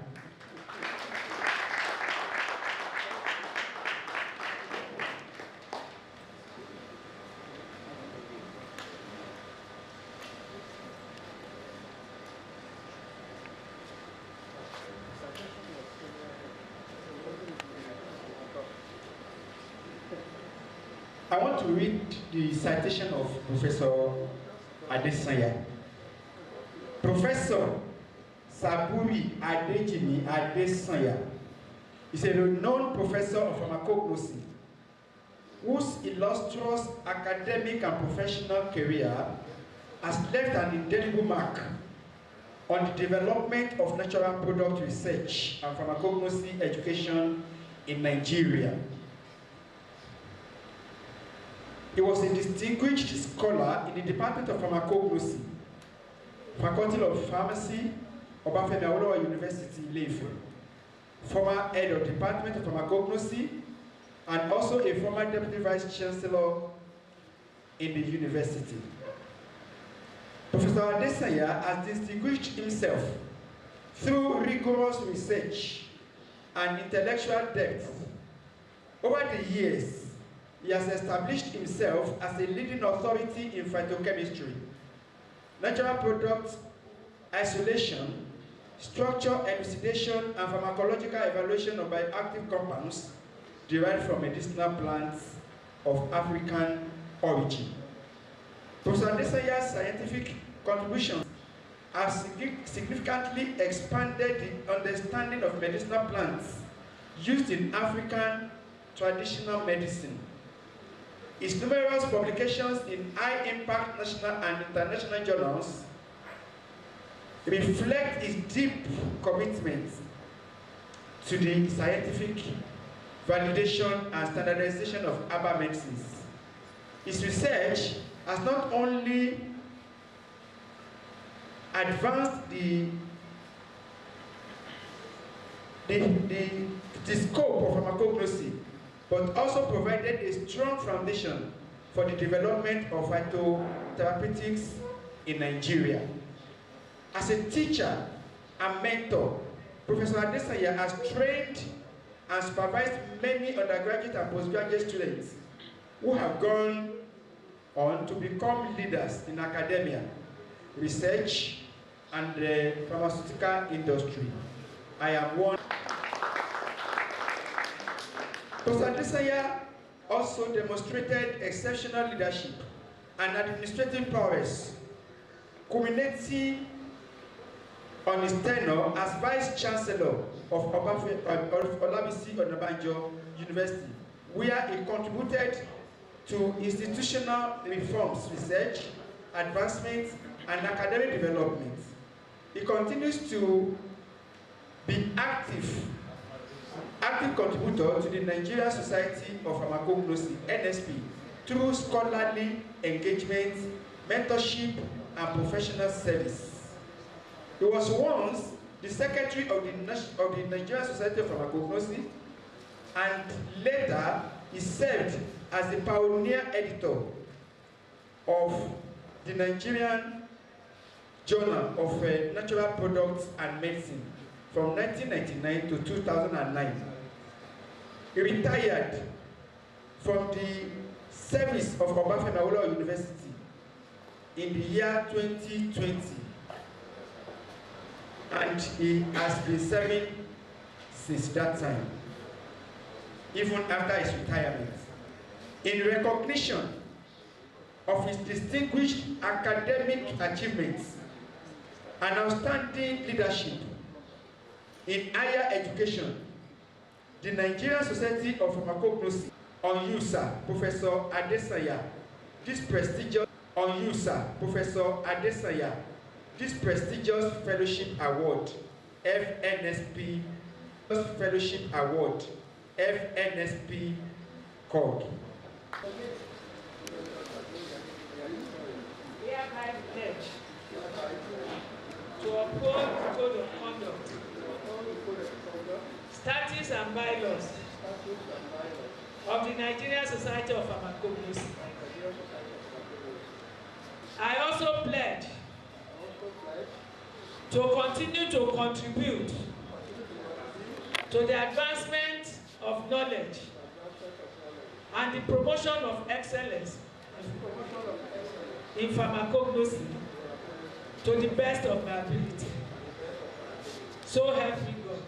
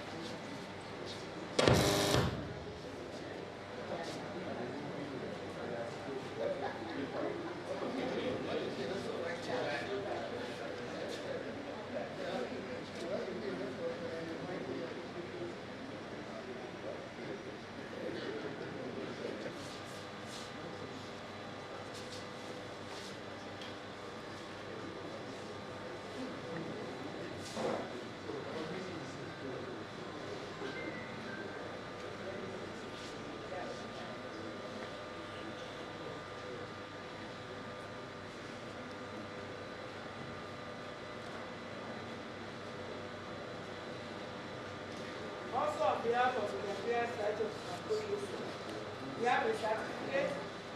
This is to certify that Professor Saburi Adesanya was admitted fellow of the Nigerian Society of Pharmacognosy today, 11 November 2022.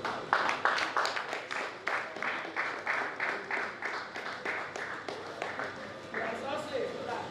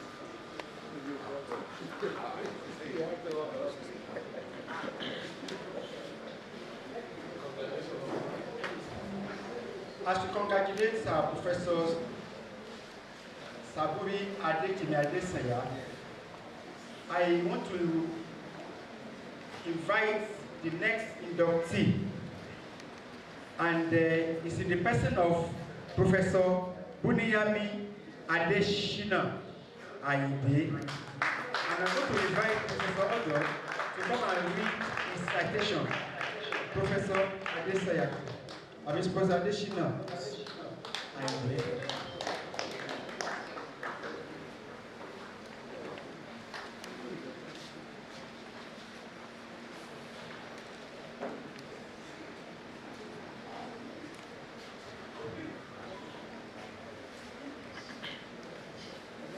I'm reading the citation of Professor Ayinde, the Deputy Vice Chancellor of this university. He attended the University of Lagos, Obafemi Awolowo University, Ife, and University of Benin, Benin City, where he obtained a bachelor's degree in botany. In the Faculty of Pharmacy, University of Benin, Benin City, where he specialized in the biological evaluation and isolation of active constituents of Nigerian medicinal plants. He has 104 publications that cut across reputable national and international journals, in addition to a book chapter. He has attended many local and international conferences. Equally, his research work has made him enjoy the Non-Aligned Movement Science and Technology International Center for Chemical and Biological Sciences Fellowship, NAMCET, at the University of Karachi, Pakistan, during which he initiated and established a research memorandum of understanding and collaboration with the center. The MOU has been renewed for another 5 years. He has been departmental and faculty examination officer at different times and head of Department of Pharmacognosy for 7 years. As a Senate member of the university, he was a member of some committees and has chaired quite a number of others, including investigations and mediations. He was appointed Deputy Vice Chancellor for Ekenwa Campus in March 2022 under Professor Mrs. Lillian Salami as Vice Chancellor, whose tenure ended on 2nd December 2024. He was again appointed to continue as the DVC by Professor Edoba Bright Omerega San, where he assumed office as the 11th substantive Vice Chancellor of the University of Benin. He has been external examiner to many departments of pharmacognosy at both undergraduate and postgraduate levels across the nation. He has carried out prima facie evaluation for promotion to professoral cadre in many local and international departments of pharmacognosy and pharmaceutical chemistry. He has successfully supervised and graduated 7 PhDs and 14 master's theses, while he still has 4 undergraduates. He has won at least 2 grants, 1 TED Fund NRF and 1 IPR. The first is on the evaluation of volatile oils from plants of cattle ticks, while the second one has to do with evaluation of some plants used in treating post-rate hyperplasia in ethnomedicine. He was elected the chairman of Nasrullah Faith from 2009 to 2014. Equally, in 2009, he was appointed the Chief Imam, University of Benin Central Mosque.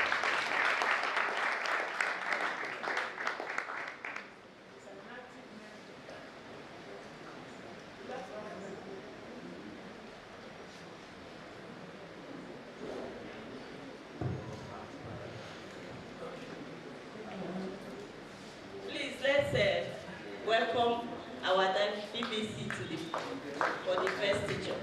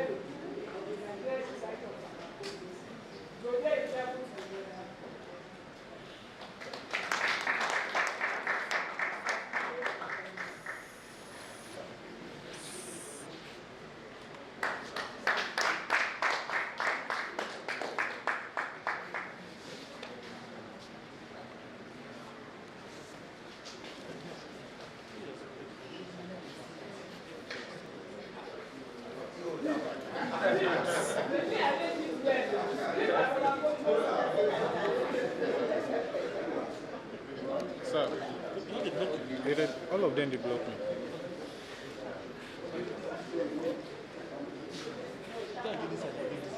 They block the camera. You do the other one. Sir, I don't video the other one. Okay. I don't do that one.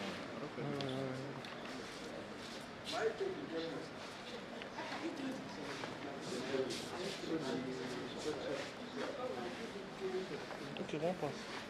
Sorry, sir. Wait, sorry.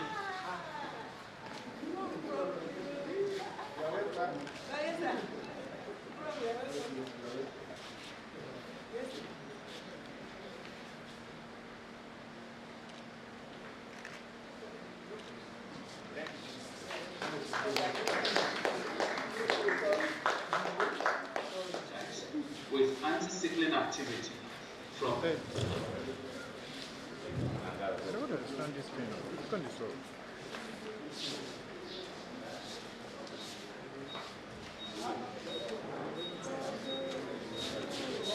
As we congratulate our fellow of our goals, this one is fellow.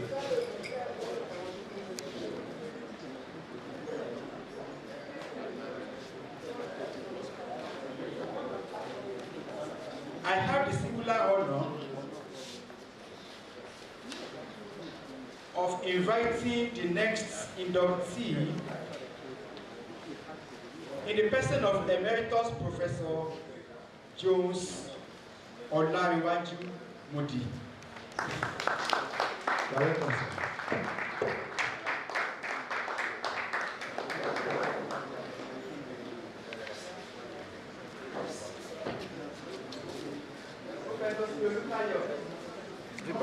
The citation of Professor Emeritus Jones Olariwaju Modi. Thank you.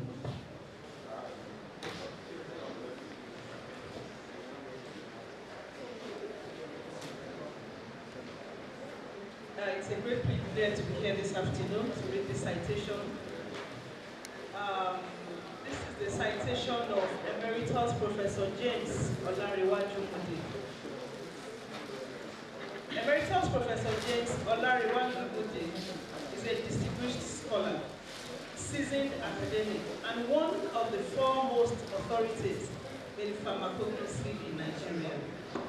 He served meritorious University of Ibadan, where he rose through the ranks to become the first professor of pharmacognosy produced by the University of Ibadan. He served as head of department as well as dean of the faculty before his retirement and subsequent conferment of emeritus professorship in recognition of his outstanding contributions to scholarship, mentorship, and